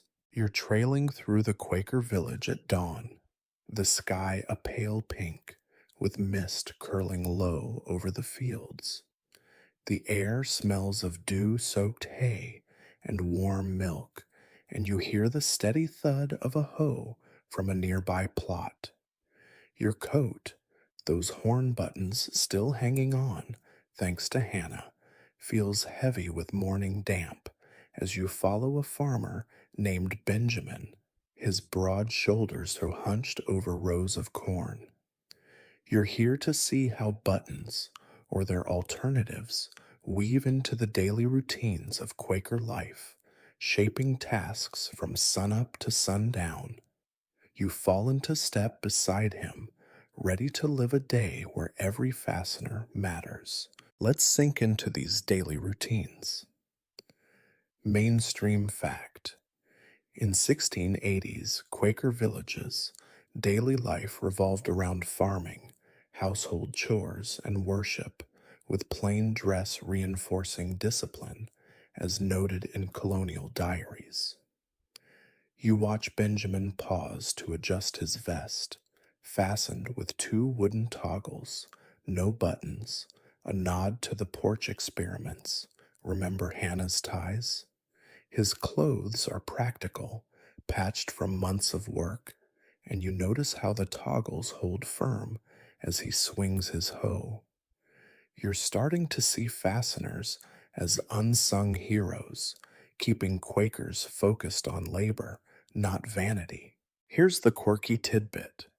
Some Quakers believed a loose button could disrupt a day's work, like a tiny omen of laziness. You can't help but smirk. Imagine blaming a button for a bad harvest. Historians still argue whether this was a common superstition or just a farmer's grumble. Some records mention clothing repairs as daily rituals, while others focus on spiritual routines, suggesting buttons were a small concern. You're getting it. In Benjamin's world, fasteners are practical, but they carry the village's button obsession into every task. You follow Benjamin to a barn where he milks a cow, his toggles clinking softly. You recall the orchard tensions, Rachel's heated words, and wonder if toggles keep him out of those fights. Joke number one. If Benjamin's toggle breaks, he'll probably pray before fixing it. You notice his wife, Sarah, churning butter nearby, her dress tied with linen cords, button free. You think back to Miriam's subtle button, that widow's flare, and realize Sarah's avoiding that risk. The rhythm of their work, hoe, churn, milk, feels steady, but you sense the quiet weight of choosing the right fastener. Now, imagine you're helping Benjamin mend a fence. He hands you a hammer, but your coat's buttons catch on a post, slowing you down. He laughs, saying, "Toggles don't snag." You're getting the picture.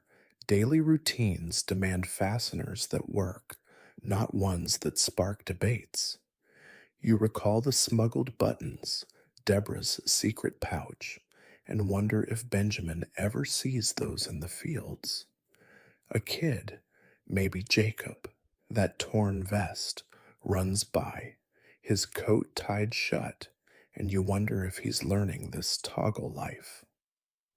The morning feels alive, with birds chirping and the sun climbing, tying you to Benjamin's world. As you finish the fence, the village stirs, with smoke rising from chimneys.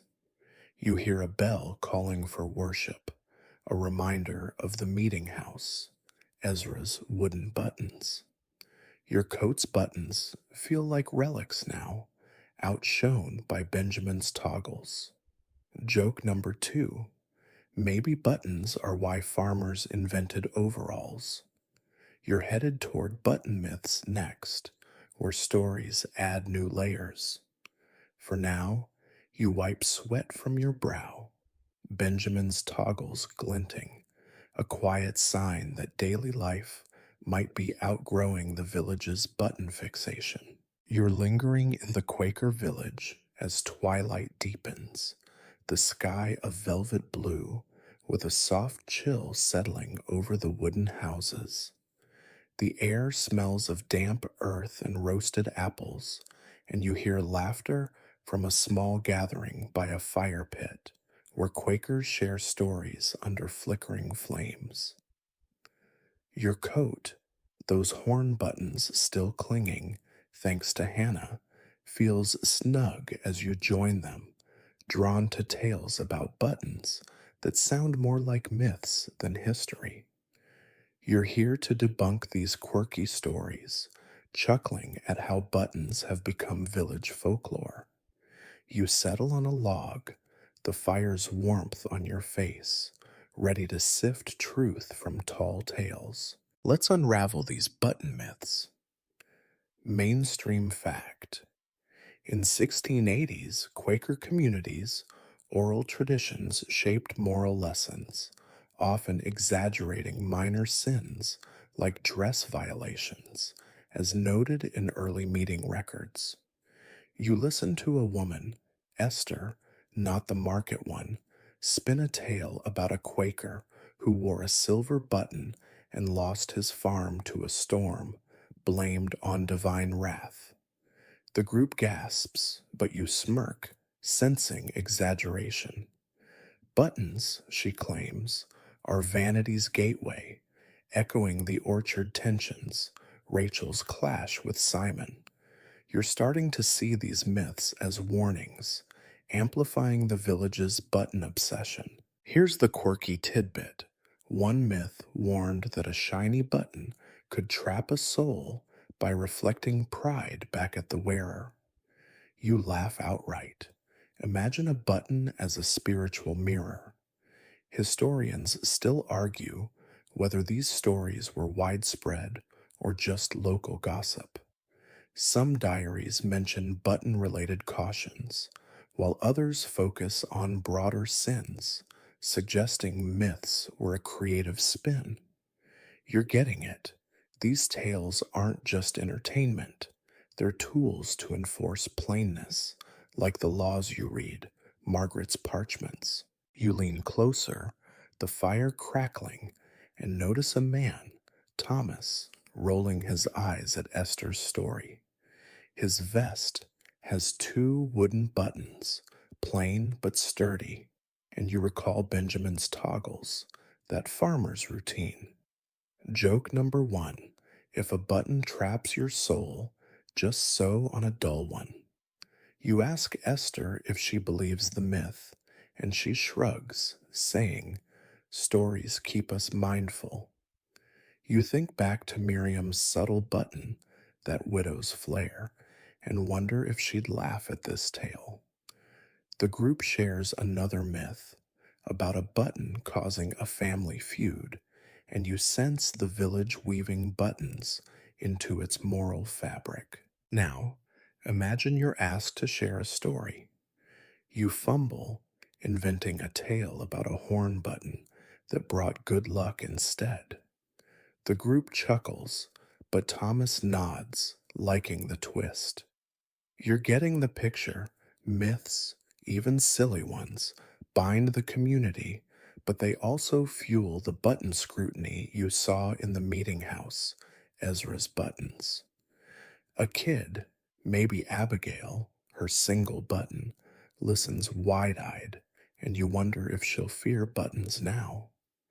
The fire pops, sending sparks skyward, and you feel the myths sinking in, blending fear and humor.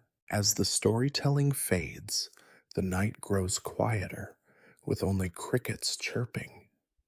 Your coat's buttons feel like props in these tales, tying you to the village's imagination. Joke number two. Maybe the real myth is that buttons matter more than kindness. You're headed toward Quaker schools next, where kids learn these lessons. For now, you linger by the fire, Esther's story lingering, wondering how many buttons have been demonized in the name of a good yarn. You're stepping through the Quaker village at mid-morning, the sun bright, glinting off dewy grass along the dirt path. The air smells of chalk dust and fresh-baked bread, and you hear the murmur of young voices from a small schoolhouse ahead. Your coat, those horn buttons still secure, thanks to Hannah, sways as you approach, drawn to the lessons shaping the next generation. You're here to see how Quaker schools teach plainness, especially when it comes to buttons, molding kids like Abigail into the village's button-weary world. You slip inside, the room cozy with wooden desks, ready to watch buttons become a classroom rule. Let's sit in on this Quaker school. Mainstream fact. In 1680s Pennsylvania, Quaker schools, often run by communities, taught reading, writing, and moral discipline, emphasizing plainness as noted in early educational records. You settle on a bench, watching a teacher, Mary, guide a dozen kids, their gray dresses and vests mirroring adult styles. She holds up a linen tie, praising its simplicity, and points to a boy's coat, two wooden buttons, nothing more. You spot Abigail, her single button, remember her games, looking nervous as Mary stresses plainness over pride. You're starting to see school as a button boot camp. Here's the quirky tidbit. Some teachers used buttons as props for moral lessons, warning that a fancy one could lead to worldly ruin. You stifle a chuckle. Imagine a button as a gateway drug. Historians still argue whether this was standard curriculum or just zealous teachers. Some records show schools enforcing dress codes, while others focus on scripture, suggesting buttons were a side note. You're getting it. These lessons aren't just about fasteners, they're about planting the village's values, like the myths you heard, Esther's fireside tales. You watch Mary inspect a girl's shawl, nodding at its tie, but frowning at a loose thread. You recall the orchard tensions, Rachel's button fight, and wonder if kids feel that pressure here. Joke number one. If a kid sneaks a shiny button, they'll probably write lines about humility. You notice a boy, maybe Jacob, that torn vest, fidgeting with his toggle, avoiding buttons entirely. You think back to Benjamin's toggles, that farmer's routine, and realize school reinforces these alternatives. Mary's lesson shifts to sewing, showing kids how to attach ties, and you sense the button obsession being drilled in young. Now imagine you're asked to help a student, Sarah, sew a wooden button for practice. Your stitches are uneven, and Mary corrects you, saying, "Careless work tempts vanity." You're getting the picture. School isn't just teaching skills, it's shaping minds to question every button. You recall Miriam's subtle button, that widow's flare, and wonder if Sarah will ever dare such boldness. The kids whisper about a classmate caught with a cloth button, echoing the smuggled buttons, Deborah's pouch. The room feels like a microcosm of the village, with buttons as both rule and rebellion. As the lesson ends, the sun streams through a window, warming the desks. You hear a bell signaling a break, and kids spill outside, their plain clothes flapping. Your coat's buttons feel like a lesson plan now, tying you to this disciplined world. Joke number two, maybe they'll graduate with a degree in button avoidance. You're headed towards seasonal clothing next, where buttons face new challenges. For now, you linger, watching Abigail adjust her button, wondering if she's already dreaming of a less plain world beyond the schoolhouse. You're trudging through the Quaker village as autumn's chill creeps in, the air sharp with the scent of fallen leaves and wood smoke. The sky's a muted gray, and you hear the rustle of wool being unpacked from cedar chests nearby. Your coat, those horn buttons still holding fast, thanks to Hannah, feels a bit thin now, and you're headed to a barn where Quakers are swapping out summer linens for heavier winter layers. You're here to help, to see how buttons adapt to seasonal changes, navigating the same plainness rules in colder months. You step inside, the barn warm with the smell of lanolin, ready to explore buttons in a new season. Let's bundle up for winter. Mainstream fact: in 1680s Pennsylvania, Quakers adjusted clothing seasonally, using heavier wool and layered garments, as noted in colonial household records, while maintaining strict plainness. You join a group sorting coats and cloaks, noticing their fasteners, mostly wooden toggles or ties, with sparse buttons. A woman, Rebecca, hands you a thick wool vest. Its two horn buttons sturdy but plain, designed for warmth, not flare. You realize buttons must work harder in winter, holding heavier fabrics, yet still dodge vanity, like in Mary's school lessons. Remember Abigail's button? Here's the quirky tidbit. Some Quakers believed winter buttons needed extra humility, since cold tempted fancier fasteners for practicality. You grin. Imagine a button being too cozy. Historians still argue whether this was a real concern or just seasonal grumbling. Some records show winter clothes with more buttons but for function, while others stress ties to avoid excess. You're starting to see seasonal shifts as a button balancing act, echoing the porch experiments, Hannah's ties. Rebecca adjusts her cloak, tied shut, and you sense the village doubling down on plainness as the air bites. You help Rebecca sort a pile of shawls, your fingers brushing rough wool. You recall the orchard tensions, Rachel's button spat, and wonder if winter's demands soften those fights. Joke number one: if a button keeps you warm, is it still a sin? You notice a man, Samuel, sewing a wooden button onto a coat, his stitches tight for durability. You think back to Miriam's subtle button, that widow's flare, and wonder if winter tempts bolder choices. Rebecca mutters about a neighbor's cloth-covered button, too fine for the barn's plain vibe, and you feel the scrutiny lingering, even in this practical task. Now, imagine you're tasked with sewing a horn button onto a child's cloak. Your hands fumble in the cold, and Rebecca guides you, saying, "Strong stitches for strong winters." You're getting it. Buttons in winter aren't just about style, they're about survival, but still under the village's watchful eye. You recall the smuggled buttons, Deborah's pouch, and wonder if colder months drive more secret trades.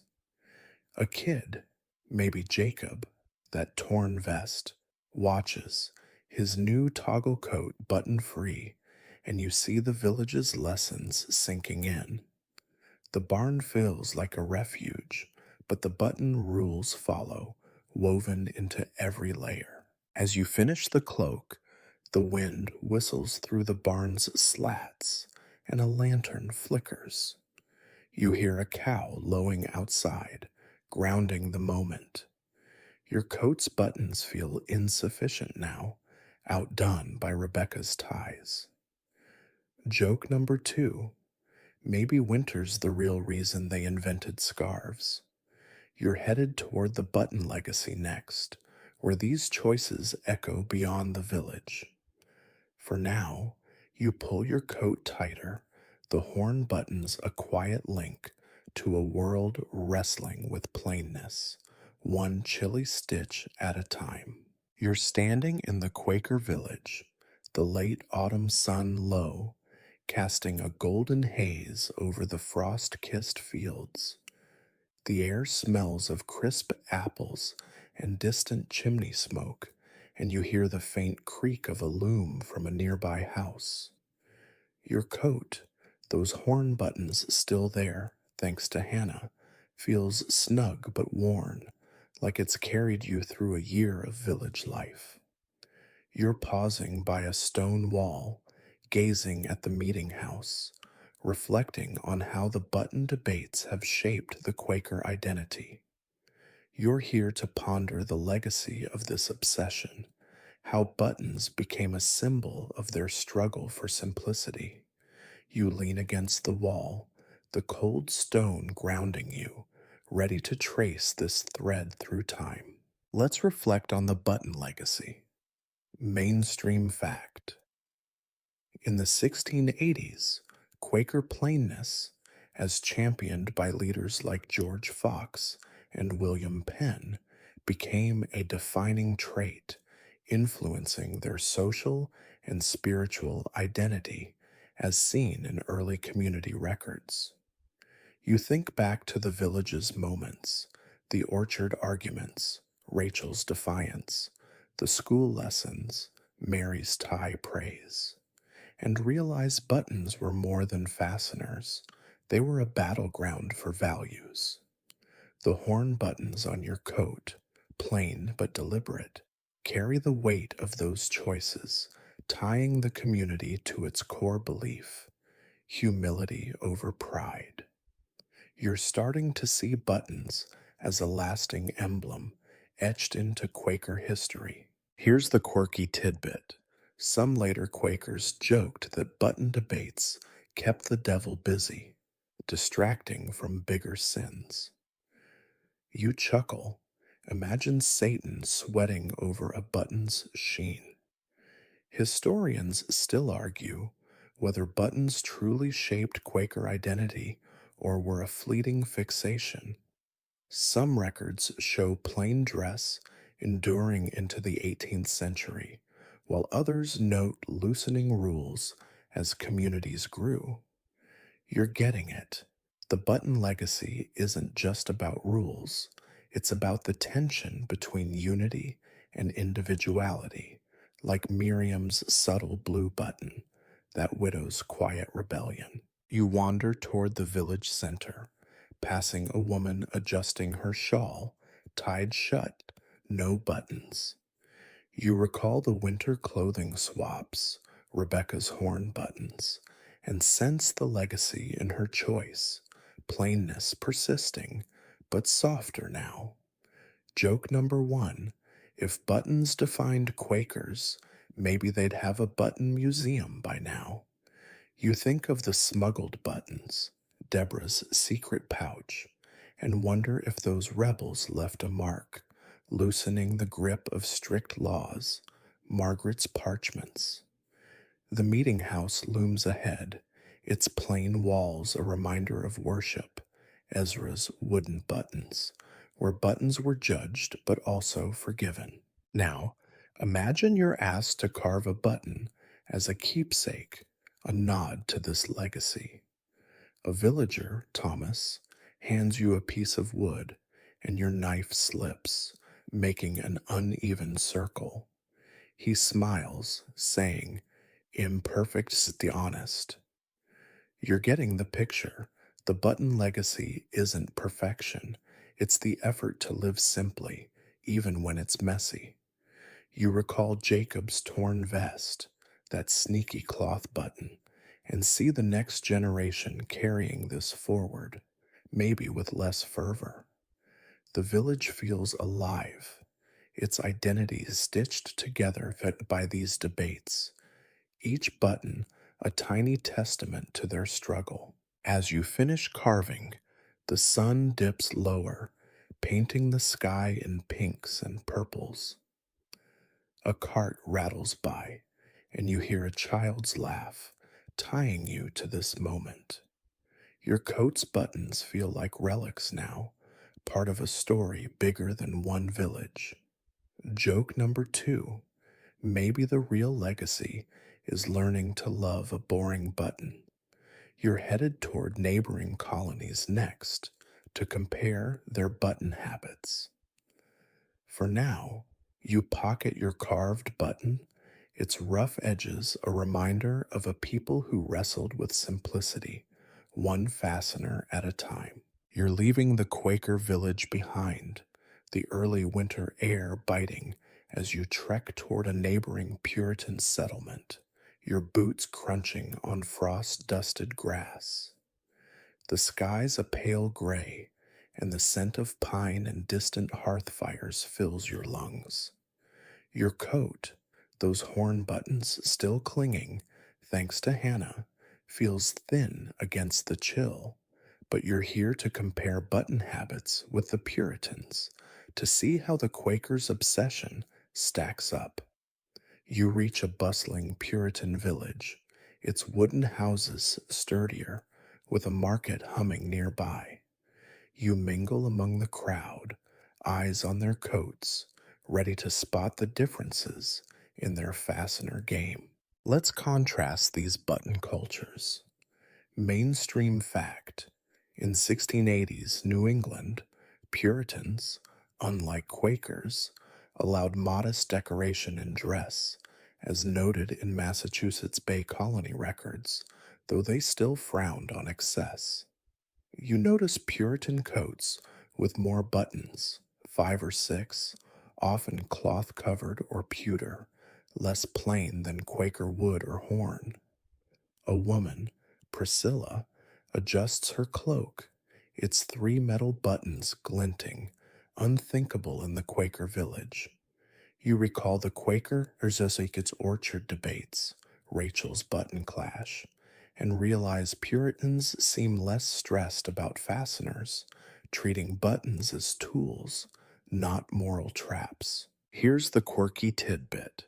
Some Puritans gossiped that Quaker button rules were fanatical, while Quakers called Puritan buttons gaudy vanities. You smirk. Imagine a button-based culture war. Historians still argue whether these differences were ideological or practical. Some records show Puritans using buttons for status, while others note simpler styles in rural areas, closer to Quaker plainness. You're starting to see the Quaker button fixation as unique, a stricter lens than the Puritans' looser code, which still valued modesty but didn't sweat the small stuff. You wander the market, brushing past stalls with wool and iron goods. A Puritan merchant offers you a pewter button, and you hesitate, thinking of Esther's market caution, that Quaker stall. Joke number 1: if you brought this button home, the Quakers might hold an exorcism. You notice a Puritan man, John, with a coat sporting cloth buttons, slightly frayed but bold compared to Benjamin's toggles, that Quaker farmer. You ask Priscilla about button rules, and she shrugs, saying, "They're for closing coats, not souls." You think back to Miriam's subtle button, that widow's flare, and wonder how she'd fare here. Now, imagine you're trying on a Puritan coat. John hands you one, heavy with 6 buttons, and you fumble to fasten it, unused to the extra flare. You're getting it.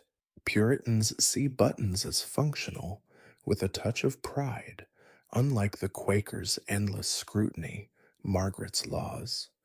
You recall the smuggled buttons, Deborah's pouch, and wonder if Quakers envy this freedom.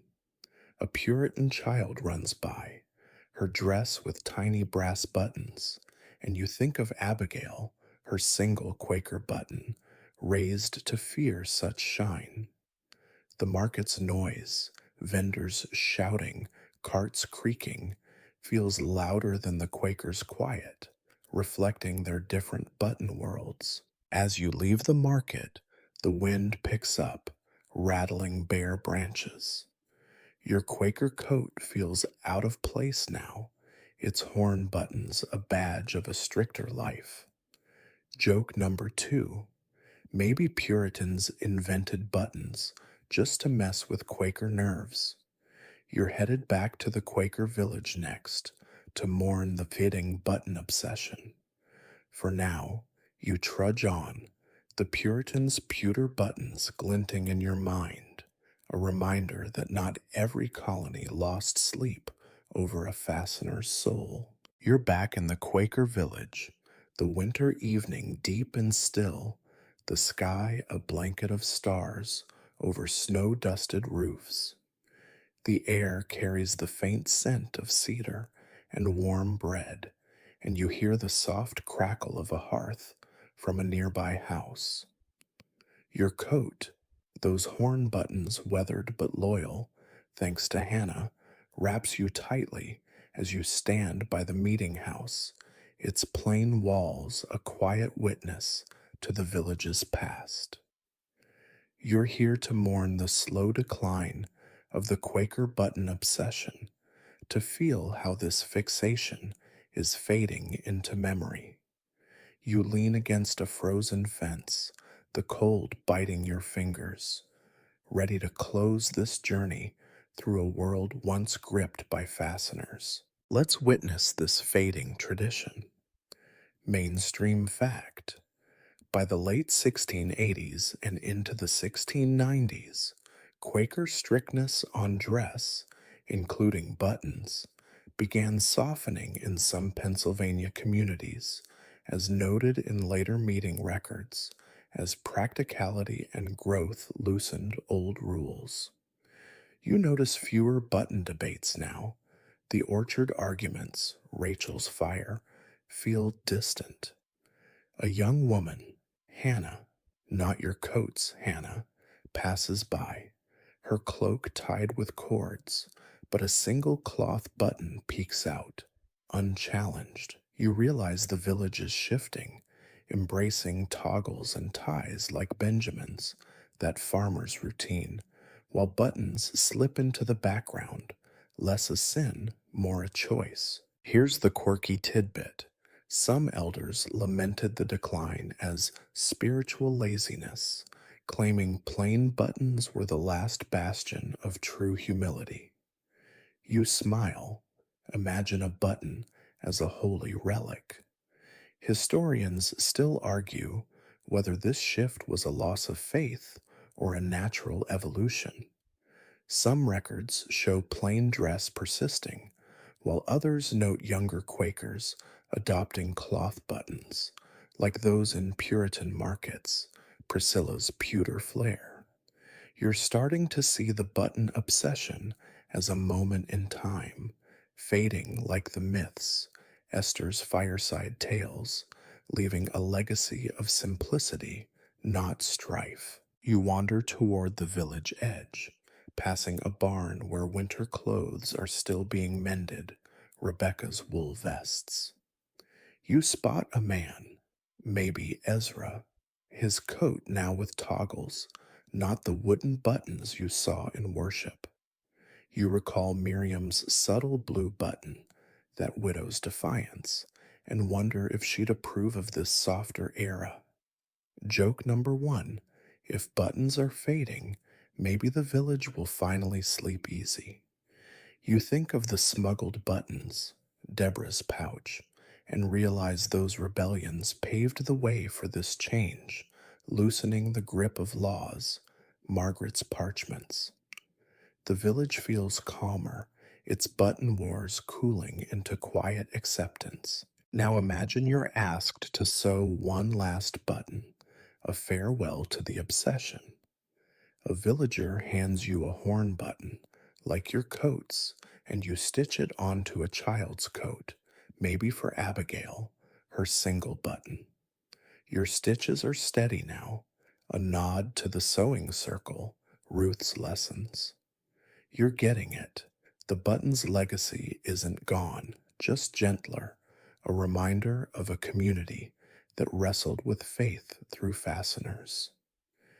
You recall Jacob's torn vest, that sneaky cloth button, and smile, knowing kids like him will carry plainness forward, but with less fear. The night feels like a closing chapter, each star a tiny button in the sky. As you finish, the village sleeps, its houses dark, the silence deep and soothing. You step away from the fence, your breath visible in the frosty air. The meeting house fades behind you, its plainness a final echo of this journey. Your coat's buttons, once a symbol of scrutiny, now feel like old friends, carrying stories of debates, crafts, and quiet rebellions. Joke number two: maybe the real victory is wearing buttons without a sermon. Now, let's ease you towards sleep, your mind drifting like snowflakes on this winter night. Picture the village fading, its paths softening into a dreamlike haze, the meeting house a distant glow. Those buttons, wood, horn, linen, settle into the past, each one a small lesson in simplicity, no longer heavy with judgment. You're warm under your blanket, the hum of a fan or the tick of a clock lulling you deeper. The Quaker's world slips away, leaving only calm, their button battles now just whispers in the wind. Breathe slow, let your thoughts blur, and sink into a gentle, starlit rest. Sweet dreams.